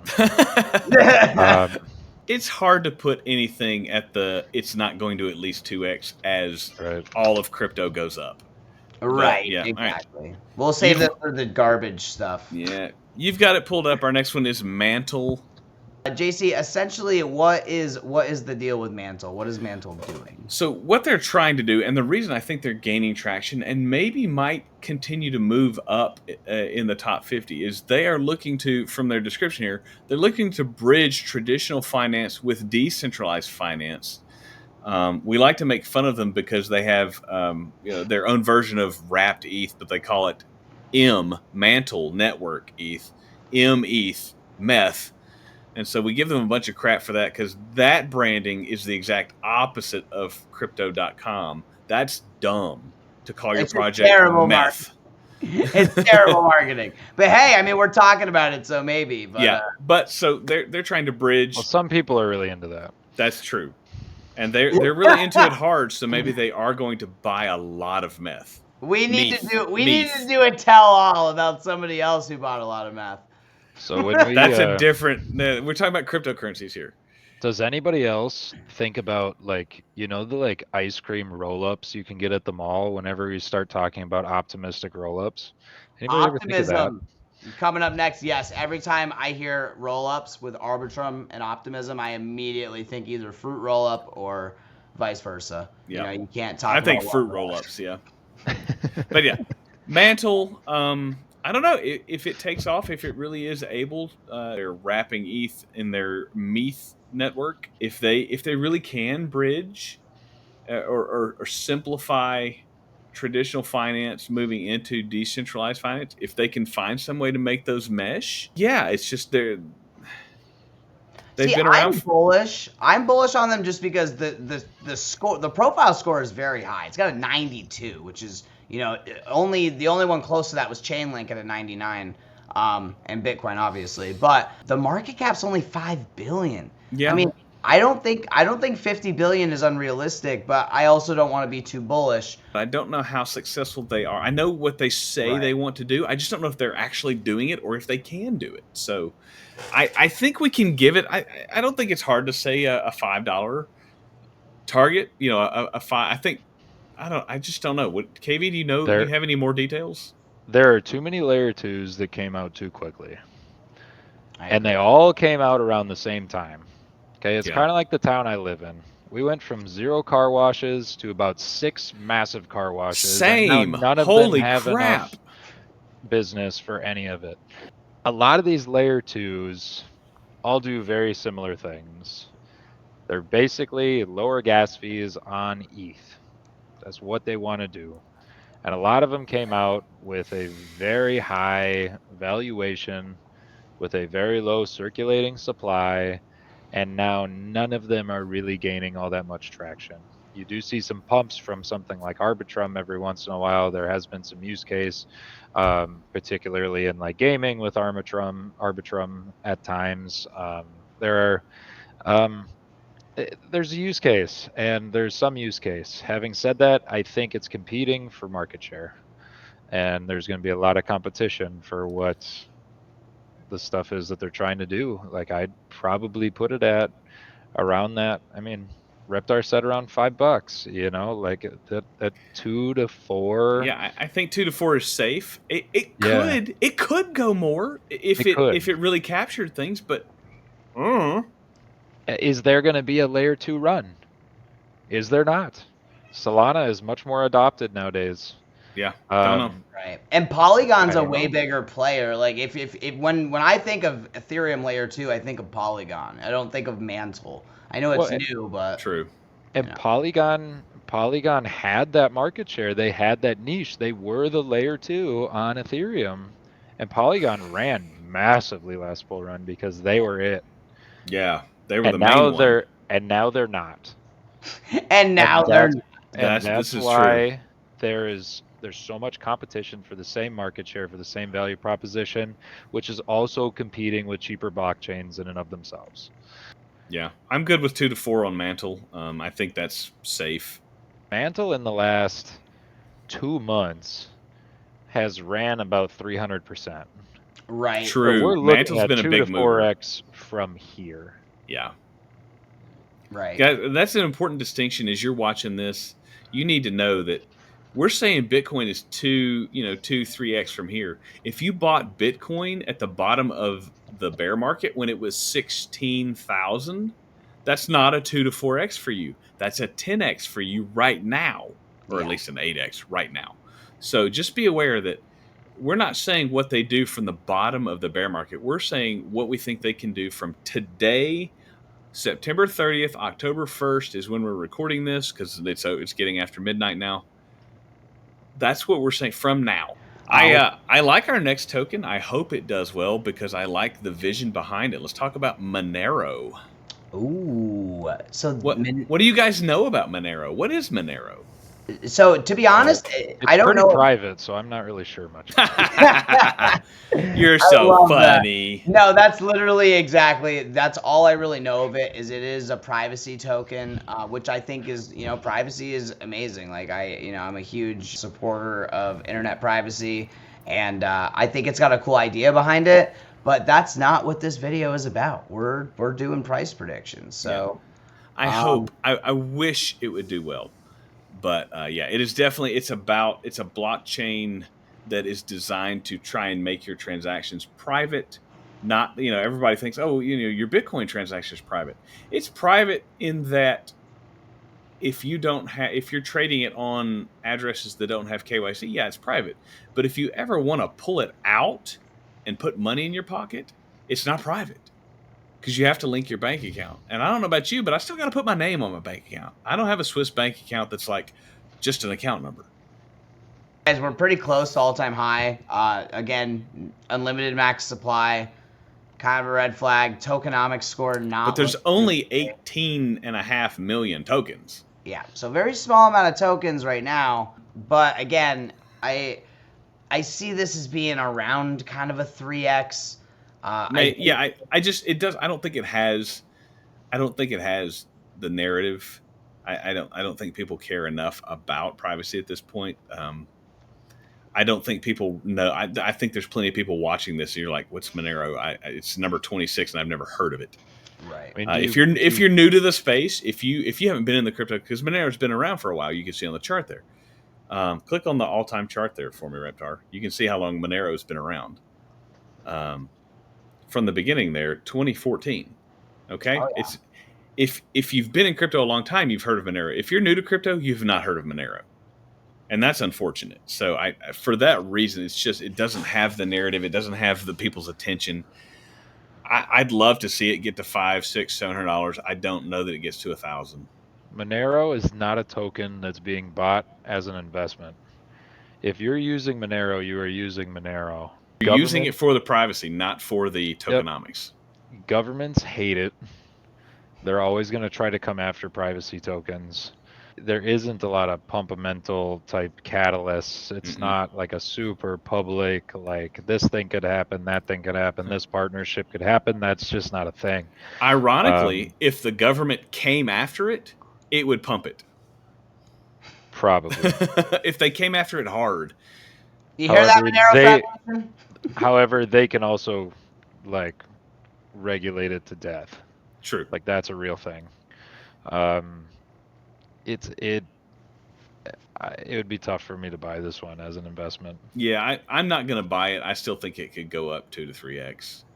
Yeah, you're gonna see a maybe 2x. It's at $300 a token right now. It's at a $5.5 billion market cap. It is fully diluted, but there is no max supply. Yeah. It doesn't have the narrative. You're not gonna see a lot of pump. No, I agree. I think 2 to 4x is exactly where Monero belongs. All right, next is a stablecoin, and then World Liberty. We don't care. Uniswap. All right, let's talk about Uniswap.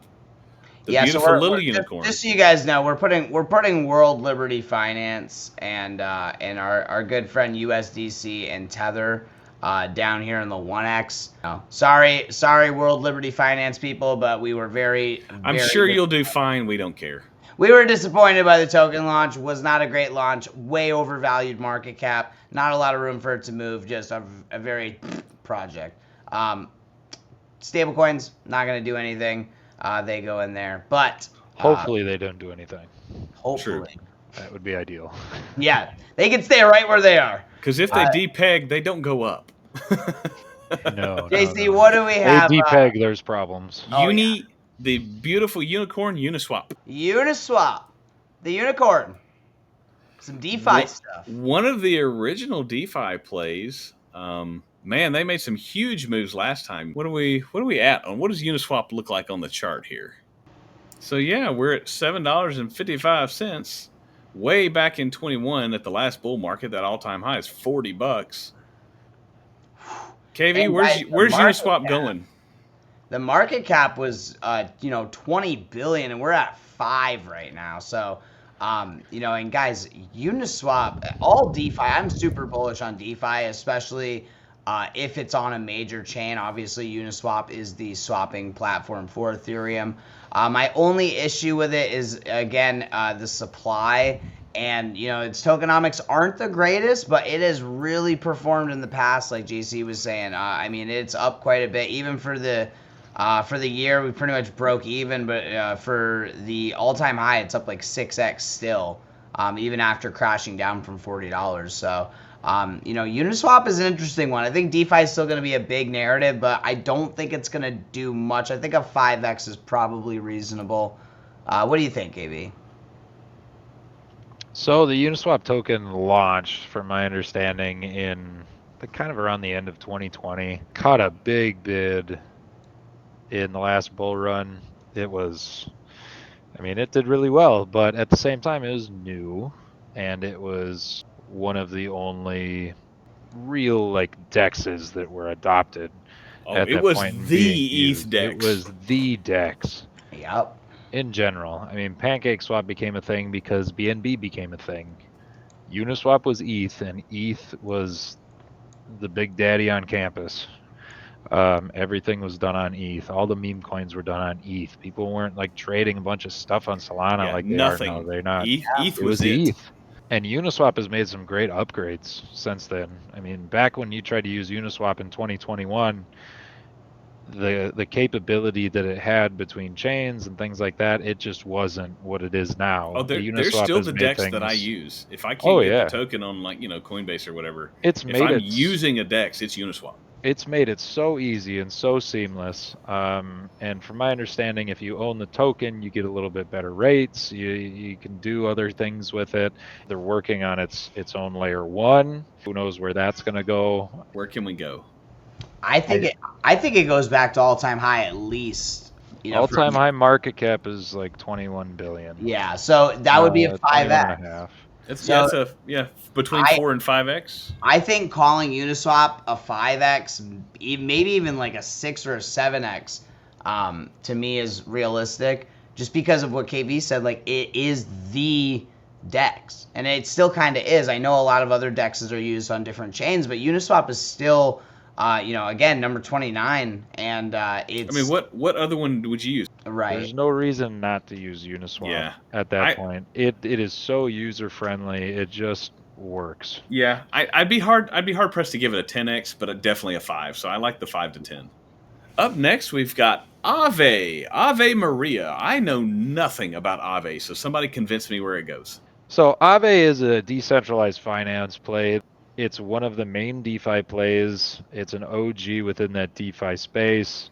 I mean, there are a lot of people that are able to go on there and they're able to leverage their Bitcoin to get a loan to get more Bitcoin. It's a player in the DeFi space, and I know that there are whales that are accumulating some Aave token, and it has proof of history. I mean, it has proof of usability. Having said that, do we know how high it's going to pump? Not sure.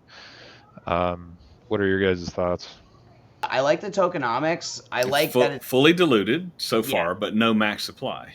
And what you said about the lending, I think that's a big deal. I think a lot of these financial service tokens are going to be important. And honestly, it's just such a small market cap. I mean, 4 billion is really not a ton. I know that is kind of a lot for a DeFi platform. So I don't want to say it's going to go to like a $40 billion market cap, especially because it's new. But I do see it going to maybe like a 15 or somewhere around there, or 20 even. So I had Aave as maybe a 4x, maybe a 5x, somewhere around there. The last all-time high was around 500. So the Aave token provides holders with discounted fees on the platform, and it also serves as a governance token. So very similar to Uniswap. Okay. Which, to be honest, that's going to be very similar use case to a lot of tokens. Like a lot of tokens use case is purely governance, or it's purely there's something to do with royalties or discounts or something.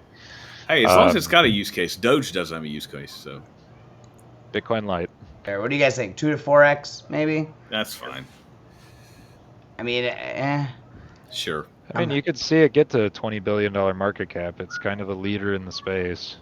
Yeah, I kind of do want to put it in the 5 to 10. I kind of want to put it next to Uniswap, to be honest. Okay. That seems like it makes sense. It's an All right. OG, but it doesn't feel like a dead project that's not coming Right. back. Okay, so what is our next token? Next up, we've got OKB. OKB, which is its own little token on the OK exchange, whatever that means. The OK Blockchain Foundation's Maltese crypto exchange. They've got their own cloud mining service. OKB is their utility token. Like we've talked about in several of the others, it just allows you to access some of the features on their particular exchange. I mean, if the exchange does well, great. Oh. But I'm not like this looks. The tokens are fully diluted. I honestly, I just be honest, I don't care. Yeah, no, it's interesting because it looks actually kind of overvaluated, and if you look at the market cap over the past like year, lot of volatility. You know, a lot of swinging back and forth, but it's sitting at around a $4 billion market cap. The price recently actually just shot up from around $45 to almost around 200. So I mean, don't get me wrong, that's a pretty good get right there. But again, we're looking. What's it going to do from here? Right. I mean, I don't think it's a 1. I just 2 to 4. Well, and that's happened in the last 2 months. You know. Right. Where's it going to go from here? 2 to 4 maybe. Yeah.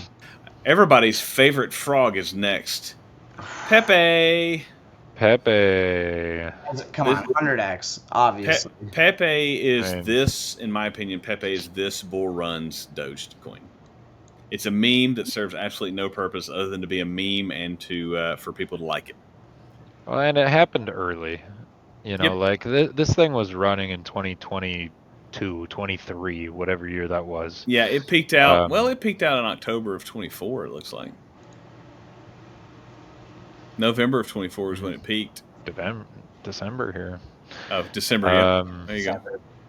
But I remember when I got into this project at, I don't know if you call it a project, but I got into this token at like, I want to say like $100 million market cap.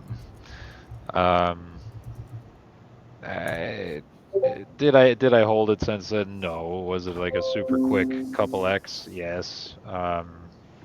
Yeah. I put it in the same category as Sheeb. It's not. The run that it's made has been impressive. Like it's made a massive run. And it wasn't even the original PEPE token. True. Yeah, so its potential is limited from here. If anybody is thinking that meme coins are the like buy and hold strategy to get rich, you got to be careful. Like you got to be ready to sell when it's hot. Yeah. If you didn't sell the pump, you're not getting rich quick. Right, and it looks like a lot of the pump, I mean, has already happened, as KV was just saying. And the profile score is not great. So to me, PEPE was one of those where, again, I see it kind of like in the same tier as Doge. Yeah, 10x, I guess maybe, but realistically, I don't know. I'm not putting my money in it because it's a meme coin, and if you get lucky, you get lucky. But that's a lottery play for me. I don't. $30 billion market cap, and it's heavy. Yeah, I was especially for what it is. When I bought it at $100 million market cap, I went, "This thing is super heavy. Like I don't know if I want this random meme coin at $100 million market cap." Now, I mean, it did like a 60x, but yeah, it's just meme coins can be.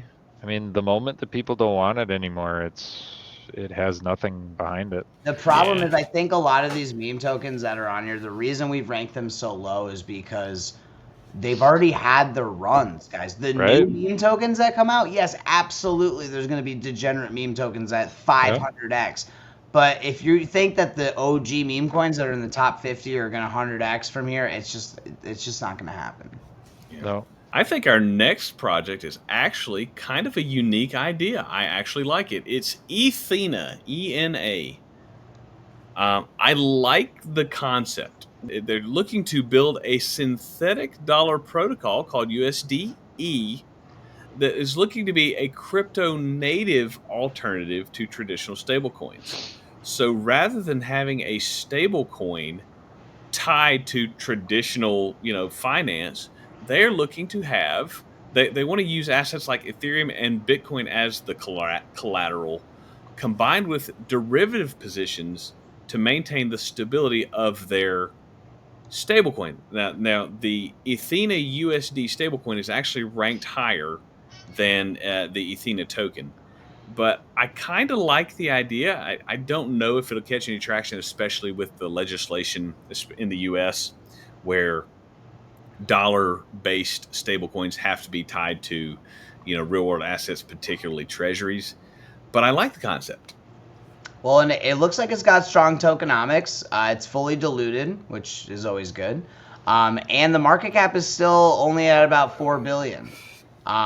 It does look like it's in a bit of a pullback right now. It's down 11%, but I don't know. I think that the market cap is small enough where if this is successful, it could possibly 5 to 10x. The problem is, I think it's a little too niche. And that's I guess my only concern with it is because why would you buy Ethena when you have so many other 5 to 10x's, even potential higher gains in some of these other tokens? If the concept catches on and it gains some traction, I could see it going 5 to 10. But if it doesn't, I don't see it doing more than a 2. And if it 4x's, hey, we're covered. That's right. So next we've got Near Protocol. Near Protocol's been around for a minute. What do you think?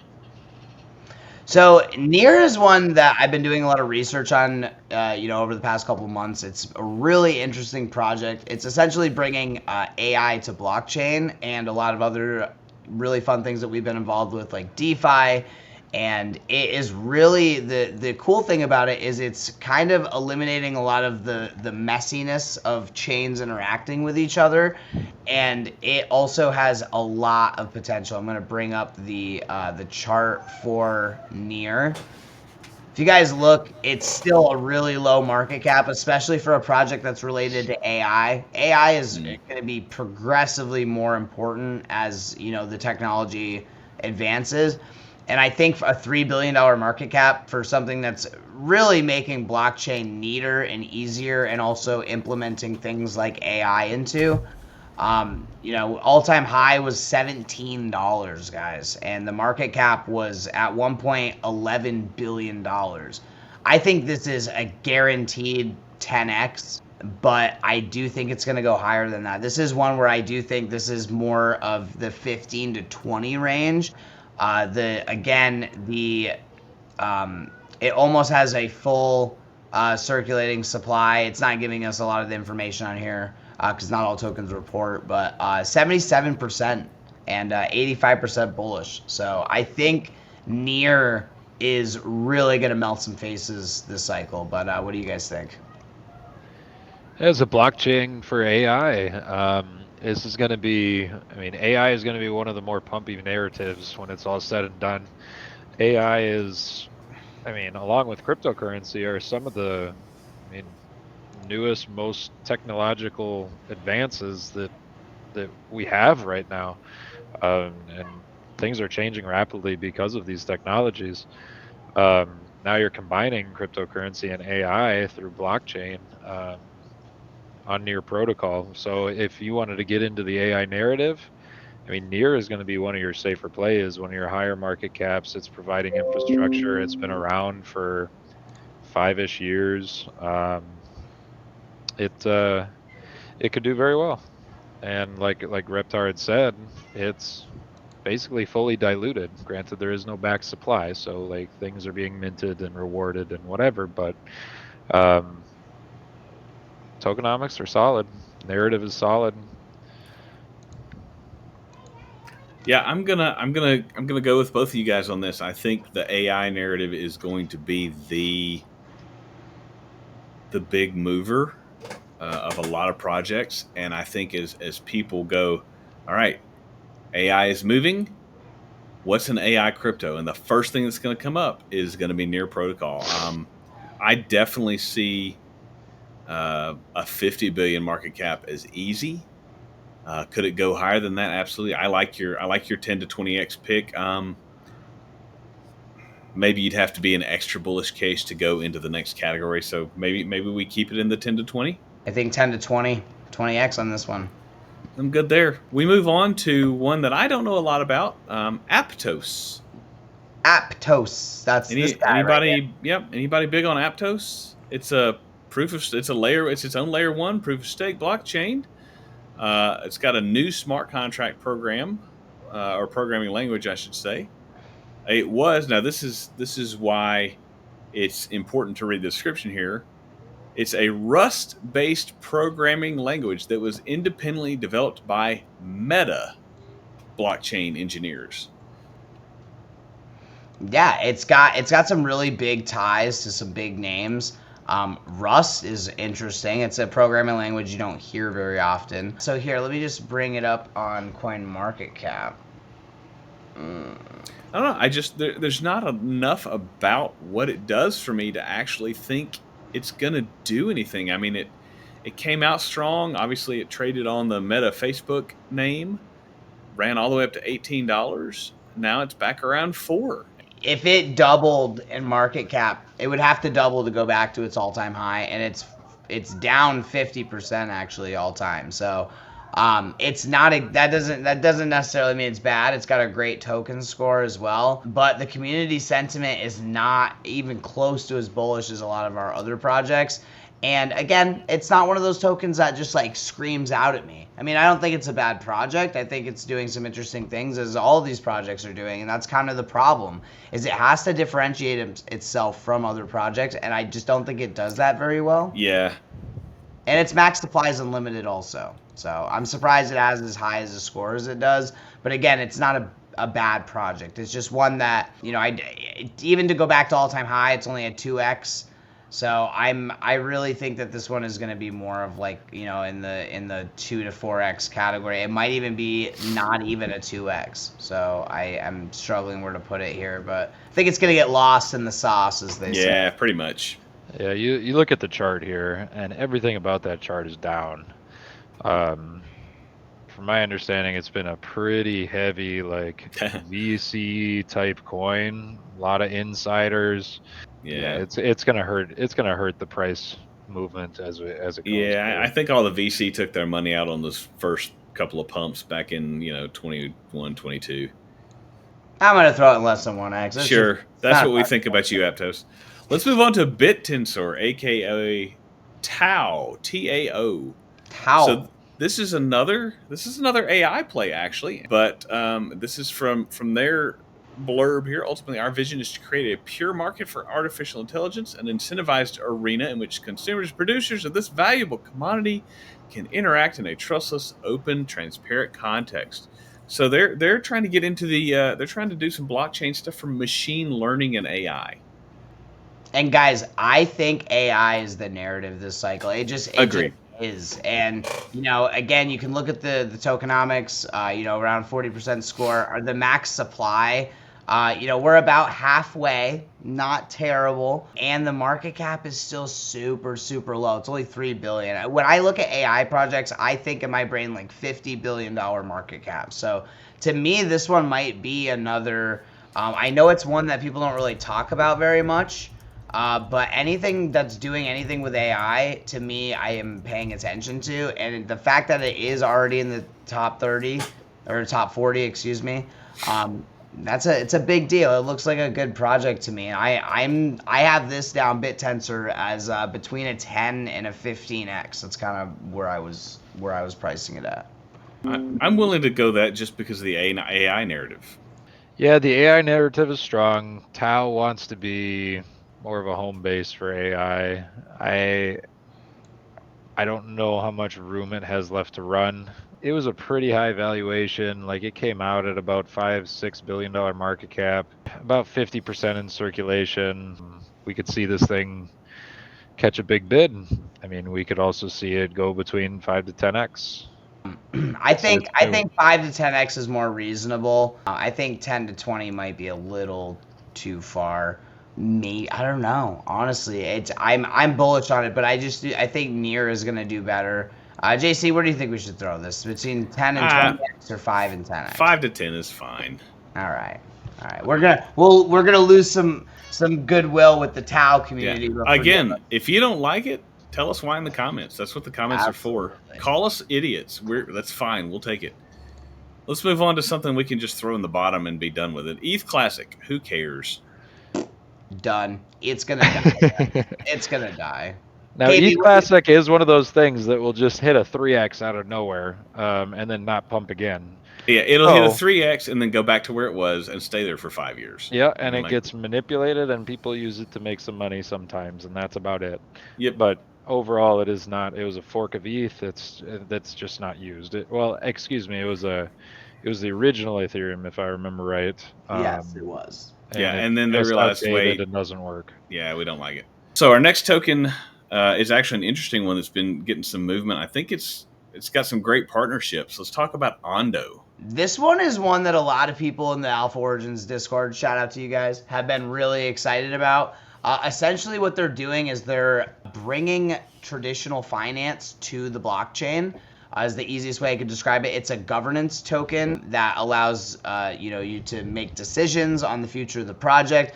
But essentially it is the financial play of crypto. It is bridging traditional finance and things like DeFi and bringing it all onto blockchain. So I think it's a really interesting project. It's doing a lot in the space.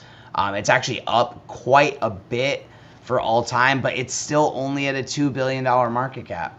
I think it's got room just because of the projects that it's partnering with. ONDO is partnering with a lot of the top 10, top 15 projects in crypto to bring that centralized finance to those specific blockchains. So I think it does have some room here. And didn't they just make it a partnership with XRP too, as I'm seeing? There you go. You can see it right there. Yep. So they got some XRP stuff going on with XRP. Instant credibility. Right. Yeah, I know. And I think that can't be understated because XRP is obviously one of the biggest projects in all of crypto. So ONDO, I think, guys, is another one of those 10 to 20x plays. It's still a really low market cap. It's got insane partnerships. It's got a cool narrative. The tokenomics are actually looking pretty good on it. What do you guys think? You think 10 to 20 is too bullish? I think ONDO is definitely one of my bigger holdings as well. So I look at ONDO, and I may not be as bullish as some others on this project. I think it is cool with what it's trying to do. It's trying to bridge real world assets and traditional investment vehicles on the blockchain. You're looking at tokenizing like treasuries and money market style yields, things like that. From my understanding, there is a lot of bridging that has to take place, which does make things fairly complicated, and there could be some insecurities there that could be taken advantage of. It's a fairly high valuation. There's about 50% circulating supply. There's going to be a big jump of circulating. They're going to introduce about 18% into the supply in January of 26. That's a big deal. That's a big dump. They do have a lot of connections. ONDO's been pretty hypey over the last 2 years with regulatory clarity coming a lot more streamlined in the United States. Now ONDO is finding competition with traditional banking services. Who knows if they partner with them a little bit more now? Who knows where that leads to?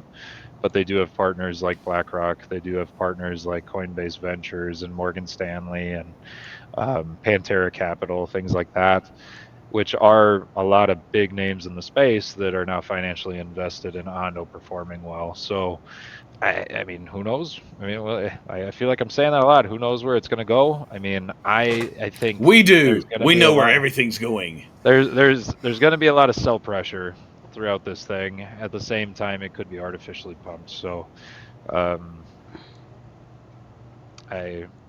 would say 5 to 10x, but it could be 10 to 20x. I think I do kind of want to put it in 10 to 20x just because it is kind of in the same vein as like the real world asset narrative with HBAR, but it's also got these big names behind it and big partnerships, and it really does have a small market cap, even with the token unlock. With 10 to 20. Cool. Cool. Cool. We're going to skip a few because we just don't. ONDO, the next one. Yeah, on to the next one. The next one, he says. Love Actually, it. not the next one because we're going to skip a few because we just don't care. Let's move down to Polygon. Ooh, speaking of projects, is Polygon gone for? Is Polygon forever? Polygon, Matic is gone forever. Polly left for a pack of cigarettes and Yeah. never came home. All-time chart here. I think Polygon is also gone. Yeah, Polygon was one of the best performers of the last bull run. I mean, some people made a lot of money on Polygon. I know, like, I jumped into Polygon right when it got dropped on Coinbase, but it was basically layer 2s were a new thing at the time, and Polygon was becoming one of that first like layer 2 type narratives on top of Ethereum.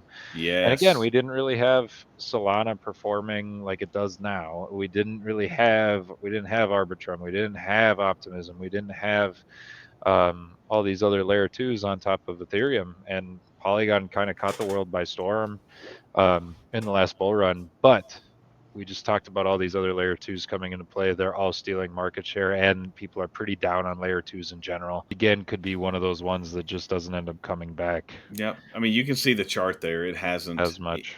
It hasn't. It like you're exactly right, KV. It was the first layer 2, and people were paying hundreds of thousands of dollars in gas on ETH, and Polygon comes on as a layer 2 and says, "Hey, your gas fees are less than a penny." And that was great, and that was necessary, and I think it drove a lot of changes in the industry, and I think it served its purpose, and it's on the way out. Have you guys ever used Polygon? It is not fun to use. It is very complicated. It's difficult. It's a lot. Gotten better.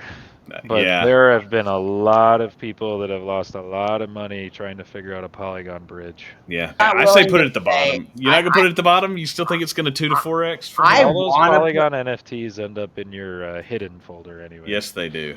And that's the thing. I want to put it in a 2 to a 4 because I think that's probably realistic just because it's going to catch some of the pump. But I do think that it's on its way out. So this one's hard for me. I know we're going to get a lot of heat in the chat for this, putting Polygon on the bottom. But that's personally where I want to put it. I think realistically, if we're trying to do realistic price predictions, I think it's going to 2 to 4x. I'm sure the price will go up from 20 cents. But just know we wanted to put it down here. So our next token is interesting because it looks like it fell off a cliff when you look at the charts. ICP, Internet Computer Protocol. Ouch. This is down a lot. It's not even telling us how much it's down because it's just 99% from 400 to 4. What's interesting is it has really good tokenomics, and what it's doing is so important. So Internet Computer Protocol, I mean, they are a very ambitious project. They're trying to enable fully decentralized applications that just run entirely on chain.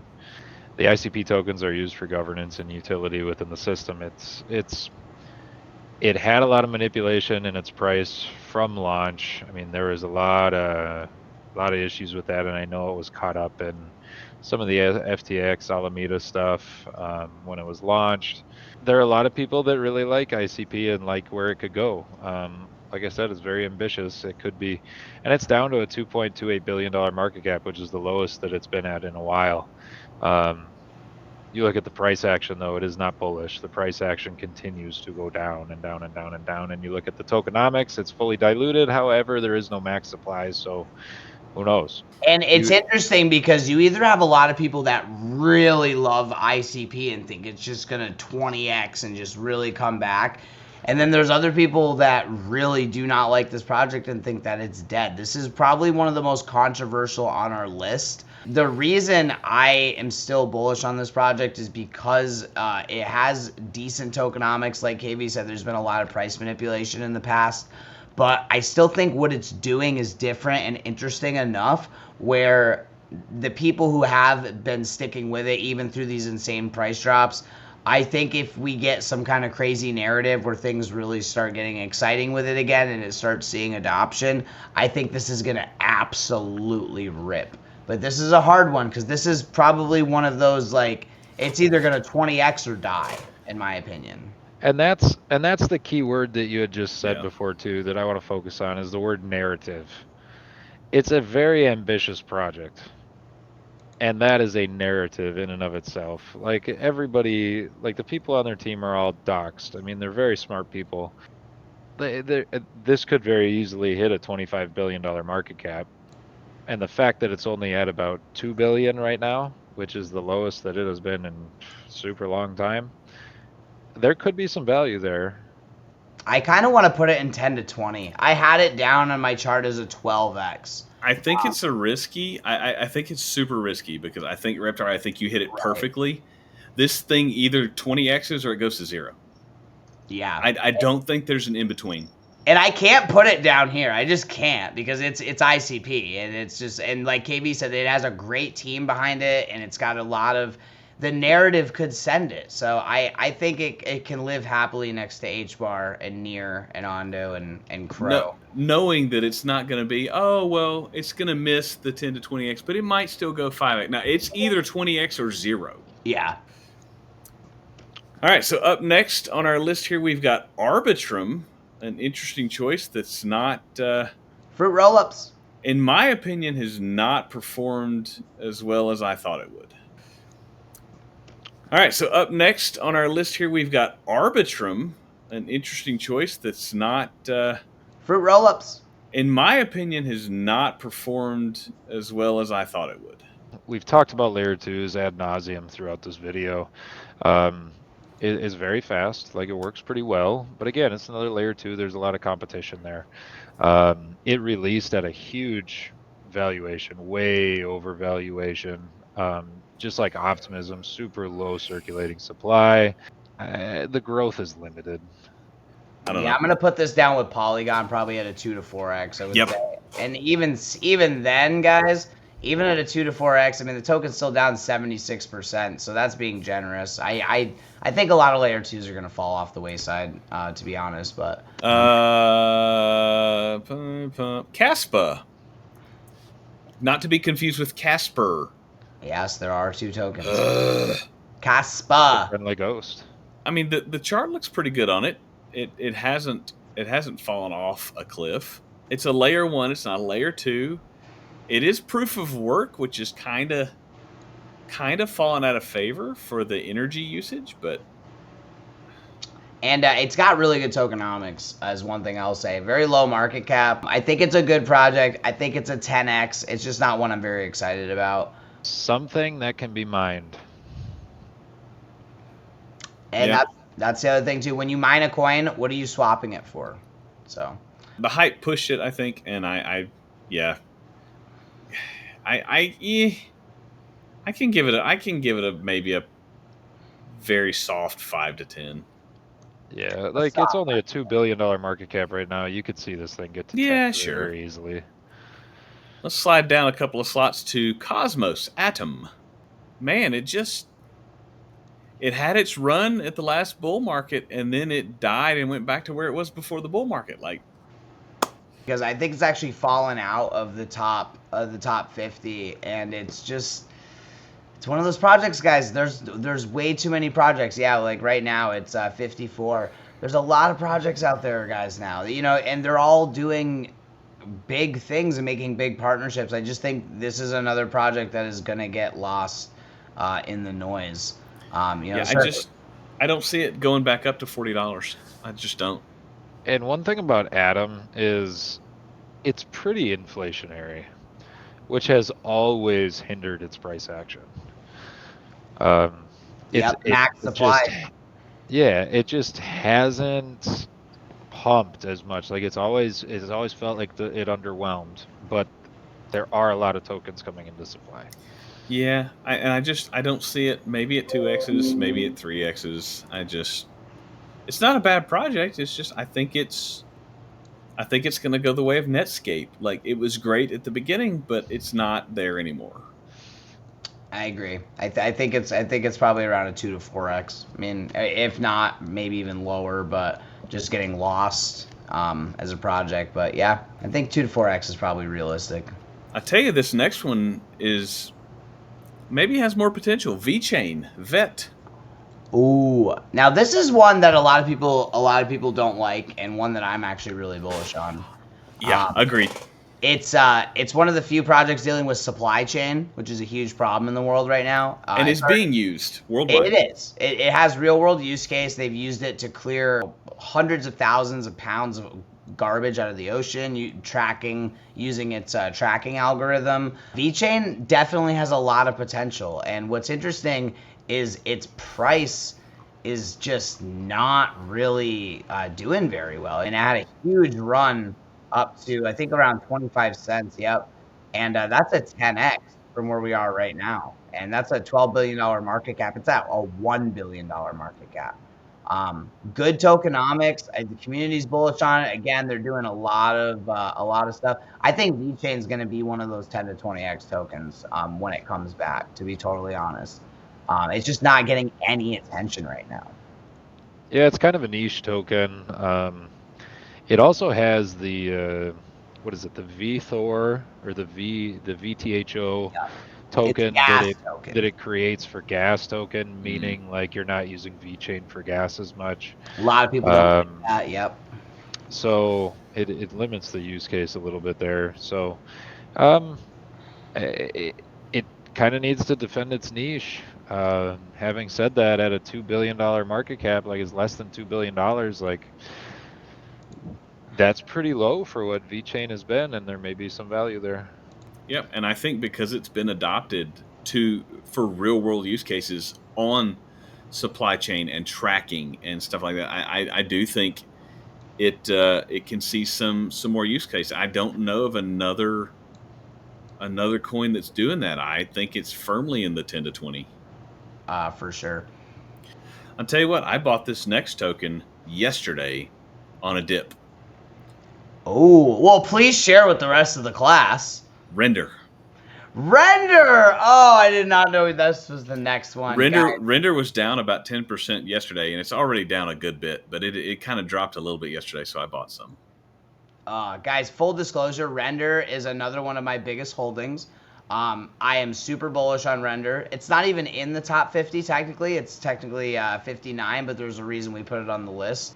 For the year, it's down 50%. This is a brutal looking chart for the year. But for all time, we still got quite a bit of room to move. And again, you know, the tokenomics are a little bit shakier than some projects, but the full supply is almost out there. And the reason I'm so bullish on Render, I'm going to put up the governing council for Render as we did with HBAR. But the interesting thing is just all of the corporations and companies that are working with Render, and it falls along with that whole narrative of AI, because what Render is doing is it's allowing people to rent processing power on the blockchain. As the demand for AI, thus processing power, becomes more, Render, its use case is really going to shine. And just seeing how well things like NVIDIA have done in the stock market, I think Render is going to absolutely rip. This is definitely one of the projects I'm most bullish on. To be honest, I think this is our first 25x, just because it's down so much. And if you compare it to even a fraction of something like NVIDIA, where, you know, just insane market caps, I really do think that this could go to a $100 billion market cap easy. I really do believe that. I look at Render the same way I look at the cloud. The cloud is not some mythical thing. It's companies own servers and you rent space.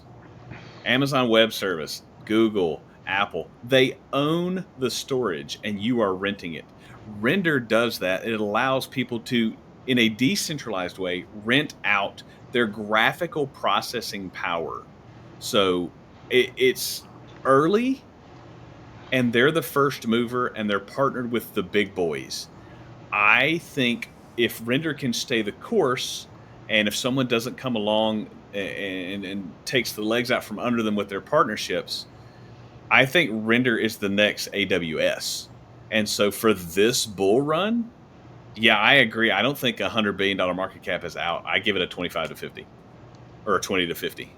I really think it's going to be our first one. KB, what do you think? Well, my bullishness is a little more tempered. Always. This is why KV is good for our team. I look at render similar to how I look at a project like GPU. However, GPU is a much lower market cap. True. My pause with this type of project is that it's a token that's made to be sold because it rewards all of these people for basically renting out their GPU power in render token. It could. I think there's a little more risk there because it is a higher market cap. Having said that, it is down probably about 60% in the last year or so, something like that. So well, there's it's down from risk. 12 to $3 to $3 from all-time high. And it's also going to be competing with a lot more centralized compute power type businesses like the Amazon cloud service and other things of that nature. The reason I'm not worried about its competition, I guess, is because of the council behind it. It has the biggest names in the industry kind of backing it. And the only reason that I think it's going to do like a 25x or even a 20x is just because the AI narrative that's tied to it. So the more AI it becomes necessary, the more you need processing power. You need shared graphical processing power in the same way that you need cloud storage. So if these AI tokens really do well, render is going to be a big part of that, which is the only reason I have it so high up. But I don't know. What do you guys think? You 20 to 50, or should we throw it in 10 to 20? I still like 20 to 50 just because we need a 20 to 50. I think it's going to go 20 to 50. So I don't know. We'll leave it there for now. The next one that we're going to be doing is IMX. It is the only one that is not circular. It bothers me so much, but let's get it. IMX. Immutable X. Gaming narrative. I think a big deal. IMX has done well in the past. I do think that it's got a pretty big market cap. So I'm not really exactly sure where I think this one's going to go, but it is down quite a bit. It was basically it was an ETH layer 2 play. Kind of.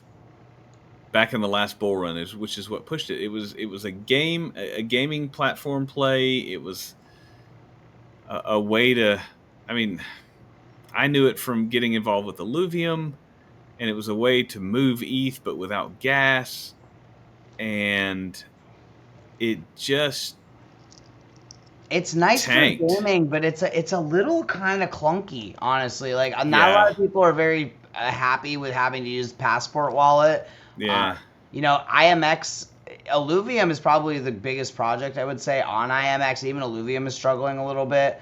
I don't think IMX is going to fall by the wayside. I think it's going to come back. But I think it's probably just going to be a 5 to 10x. I think there's more narratives that are going to pull market shares away from IMX, but I still think gaming's going to do well. And I think IMX is one of those projects it's big enough where it's not going to fail. And it is limited to Ethereum, basically. It's scaling Ethereum. It's a layer 2 on Ethereum. Yeah. There are more things out there, such as Avalanche and, other blockchains that have, I think it does better than Polygon, for sure. Oh, 100%. It is a little different than Polygon, though. Right. You're not getting anything on an IMX network like you are at Polygon and keeping it in your wallet. IMX, you got to keep it on the IMX platform before taking it off. So yeah, it is a little clunky to move it back and forth. What do you think, Reptar? I'm thinking 2 to 4. What do you guys think? Kind of long, maybe up. No, 5 to 10. Yeah, I don't see it. I don't see it 10xing. I don't see it going back to $7. I do see it 5x. If it's a 10x, that puts it at $14 billion market cap, which is not impossible. Okay, I see 5 it being to 10x. I think it being a 5 probably. So yeah, 5 to 10x.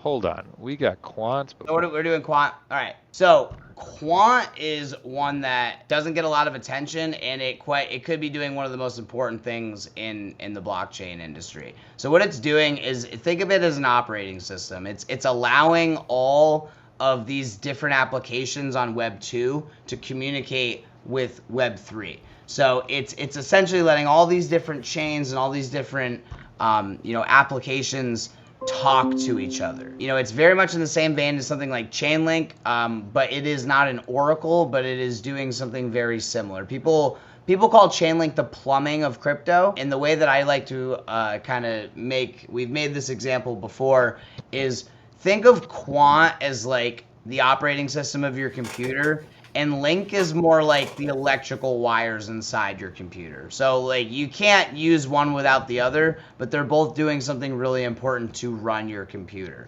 Its use case is probably one of the most important, which is allowing any application to work with blockchain. They put it pretty well here. So quant uses what's called an overledger. And here's what it says. The overledger allows developers to build decentralized, multi-chain applications for their customers. So your application running on the quant overledger can work with multiple chains. Whereas ChainLink is trying to allow you to move stuff back and forth more easily between chains, this is designed to allow you to work with all chains. It's Windows. Everyone builds their apps for Windows. The tokenomics are a little shaky as well. It's got a good circulating supply, though. I really do see this as at least a 10x, but I really do think that this is another one of those potential 20x tokens, just because its use case is so important and it's got such a low market cap. Yeah, I think the low market cap is what allows me to put it into the 10 to 20x category. We'll take it out of the 100x for now, and we'll put it into 10 to 20. JC, we're getting right down to the end. We're getting down. Let's do Algorand, because Algorand was actually a little higher, and we walked right past it. Yep, for all those eagle eyes in the chat, we definitely added a few. So Algo, KV, I know Algo is one that you've been in for a while. What is the deal with Algo? What's it gonna do? Why is it garbage right now, and is it gonna get any better? When Moon. So Algorand is another layer 1 blockchain. They're US based. They've been around for a long time. One of the fathers of blockchain technology developed Algorand. It's taken some strides as far as marketing goes. The tokenomics are in good shape. There's a max supply of 10 billion algo out, and I mean about what, 80, I don't know, 88, like 8.8. Yeah, like 8.8 of the billion. supply is out in circulation right now. It struggles with the fact that it doesn't have a lot of network adoption. However, it is a very low fee, very high speed, safe, secure blockchain. And at a $1.3 billion market cap, it is, I mean, in my mind, it's undervalued, and it wouldn't be difficult for it to get over $10 to $20 billion market cap in a full bull run, especially if it gets a little network adoption. But again, there are a lot of layer 1s out there that may have, I mean, they're further ahead than Algorand is, not necessarily in terms of technology, but in terms of network effect and usage, which is a big deal, and it's hard to get that market share. Having said that, Algorand has started to push more towards a real world asset type use case, and that is starting to become its niche, and it's worked with different airlines. It's got some NFTs going. It was the official blockchain of FIFA back in 2023 or whatever. It is in the ISO 2022. Yep. It's a very well known, safe, secure blockchain. Like it's good technology. There is some money within it, and it could catch a good bid here. I think it's undervalued for where it's at. So you give it? Do you put it in the 5 to 10, or do you put it into the 10 to the 20? What do you think? From where it's at right now, I mean, you go a 10x, it's sitting at less than a $20 billion market cap. I think it's like a 15 because again, it could go to 20 billion easy, $20 billion market cap, and that's a 20 or 40 billion even, and like that's, and it is an ISO 20022, and those are all pumping right now. XRP and HBAR are getting the most of it, but I do think Algorand's really slept on right now for sure. I'm good with that. Sweet. Getting down to the last of it, guys. Let's talk about ICE's favorite token. Ooh. So Arrow is the main decentralized exchange for Base, the Coinbase network. It's their automated market maker token, and it's the token for their decentralized exchange. And as you know, we are fans of DEX tokens. And this one only has a $1.7 billion, or actually less than $1 billion market cap with its current dilution. Coinbase is really popular. It's one of those coins that have brand narrative. Yep. Everybody knows who they are. So Arrow is interesting because it's kind of giving DeFi to the Base network. The tokenomics are a little shaky, as KB pointed out, as we can see here in the profile score, but I do think Arrow's still going to 10x just because of Coinbase and because it's a DEX. And again, it's not even at $1 billion market cap. I think a 10x would be the top.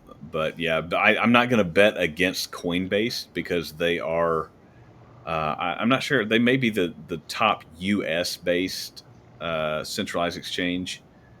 I think Binance still holds the top worldwide exchange.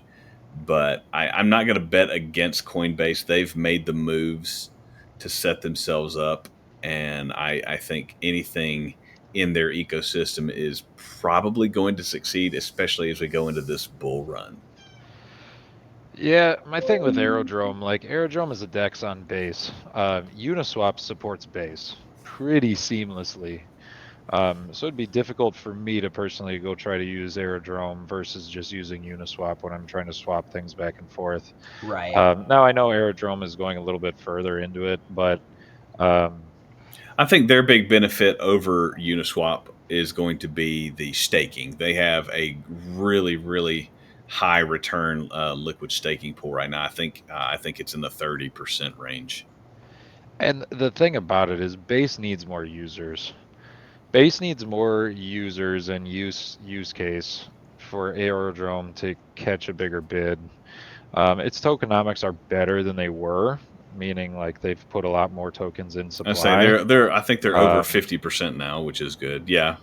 Right, but it's still not. That's still not great.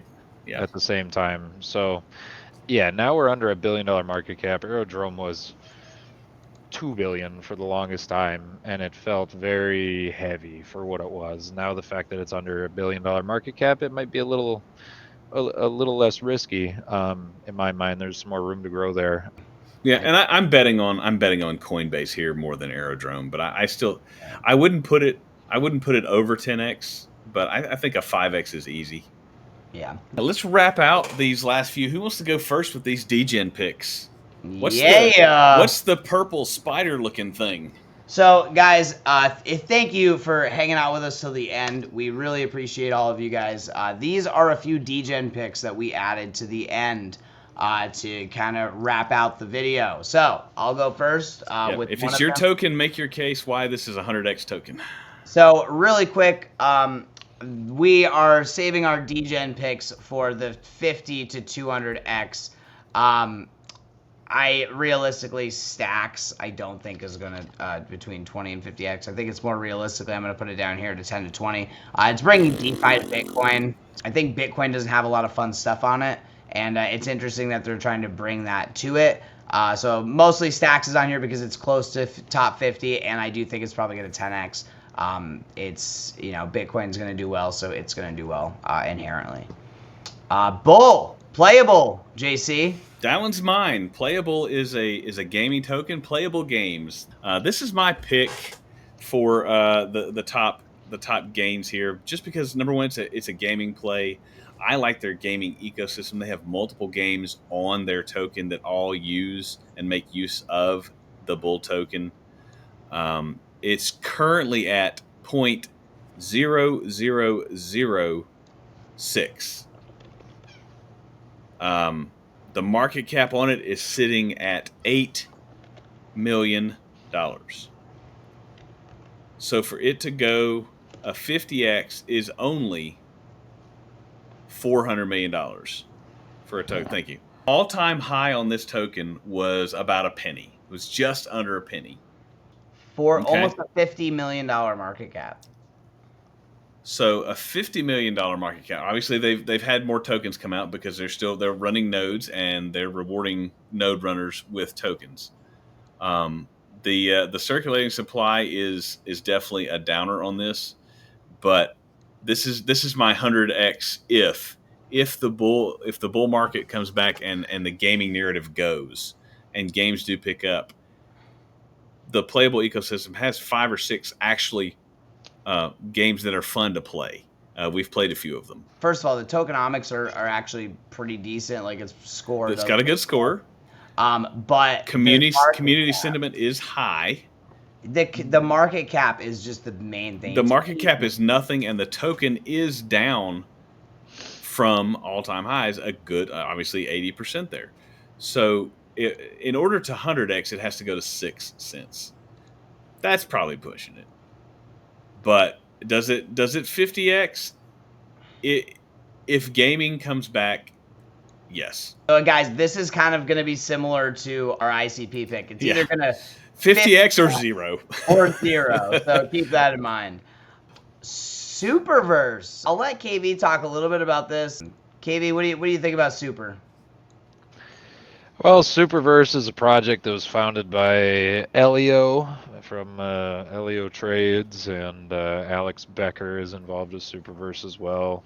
Superverse is setting out to solve some of the liquidity problems, or I should say some of the value problems with native gaming tokens, to where they can be a cross-platform, cross-game type game, like liquidity type token for rewards within games and things like that, to where maybe it's a little less volatile, where it's not a token that's just made to be sold and the value just goes to nothing all the time. It'll be interesting to see where this goes. There's a lot of partnerships. They have a lot of reach. It just had a massive pump in the last day or two, and then it retraced quite a bit of that pump. I mean, we'll see. I mean, gaming needs to have its day for Superverse to run a bit. Where's it going? I think this is much higher. I think this is a 15 to 20x, to be honest. It could go higher just because of Alex Becker and Elio. I mean, again, the potential for the meme potential is there.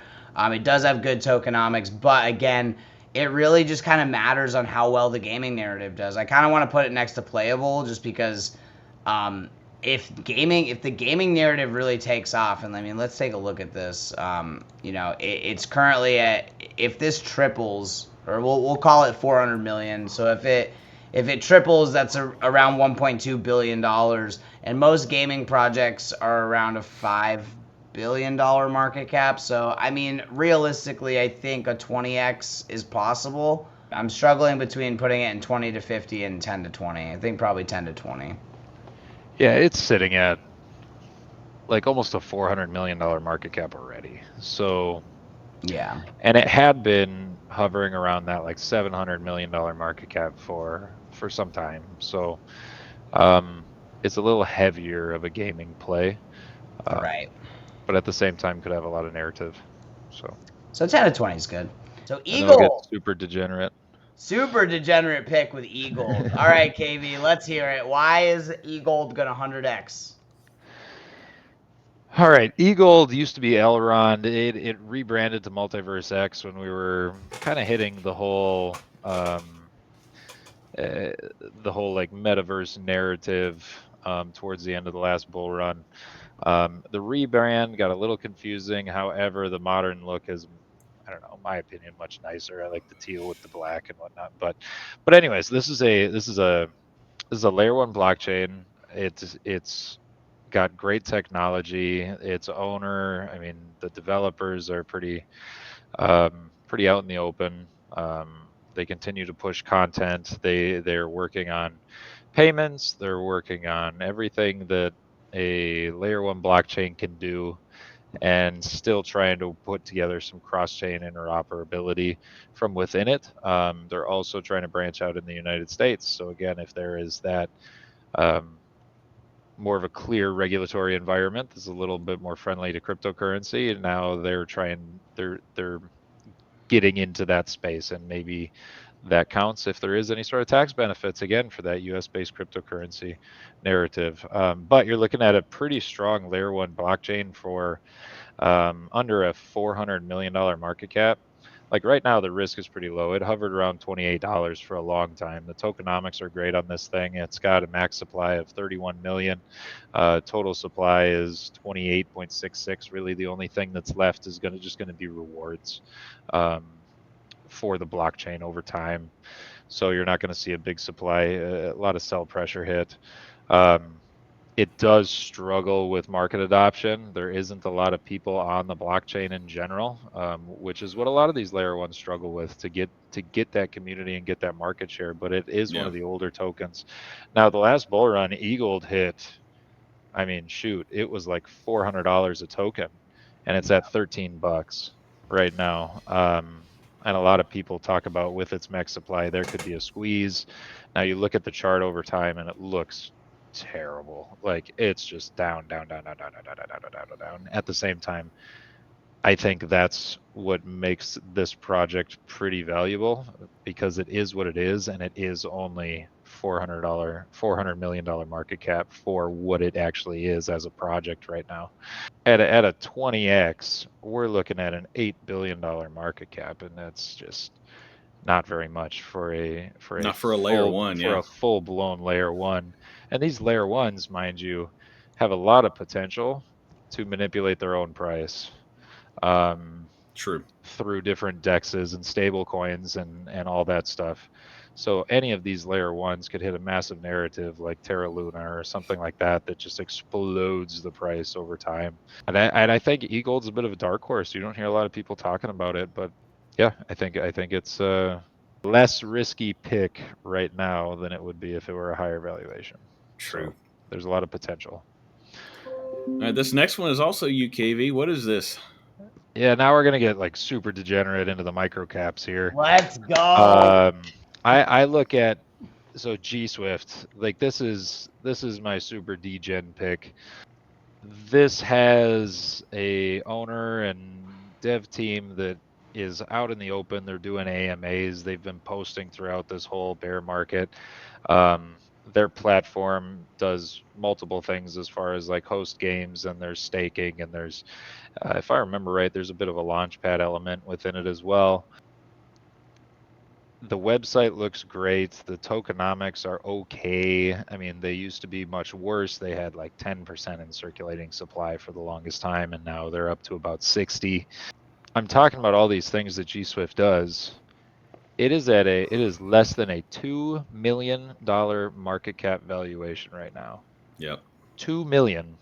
Insane. The stuff that you see at that level, like, is like some random meme coin that is like kind of hanging around, or some like project that doesn't post anything. They don't have any doxed owners. They don't, this thing used to be up at 80 cents, I think it got to. Look at this, easiest 100x. Some people are saying in the chat. And again, the biggest thing with this, guys, is if the gaming narrative does well, this is an insanely low market cap. This could easily 100x. All-time high was 50 million. That's a 50x back to all-time high. Right. Your risk is it goes to zero because it just dies, or it's such a low market cap that it could generate lots of multiples. Yeah, 100x puts it at $169 million market cap. That's nothing. Right. So this is 100x or bust, guys. This is gonna be our first 100x. It's going to 100x. 100 or zero. 100. Well, at 100x, like he just said, it's still a low. Like this would be the most degenerate pick at 100x out of anything that's on the screen right now. Besides, I mean, playable's a little bit lower, and then the next one is still substantially more. Like 25 way higher up. This is a super degen pick, but for a $2 million market cap token, like they got a lot of the things that you like to see. It's like daily posting. The AMA is Yeah. doxed team, like really good website. You got like the gold profile on Twitter. You know, all this stuff is aligning for a $2 million market cap token. It's the least risky $2 million market cap token in crypto, I think. I would absolutely agree with that. I think it's important to understand the risk to reward. That's not to say it's not risky. Yeah, but 100%. if you look at everything around it, as far as around a $2 million market cap, that's probably the least risky. Let's get it. So your favorite, my favorite, the last pick. The last pick, guys. This one is 1,000x. Also my favorite. Spoiler alert. 1,000,000x. It's aliens. Just kidding, guys. So, what am I talking about? So, a lot of you guys know how bullish I am on Hedera and how bullish I am on DeFi. What if DeFi existed on Hedera? Well, guess what? It does.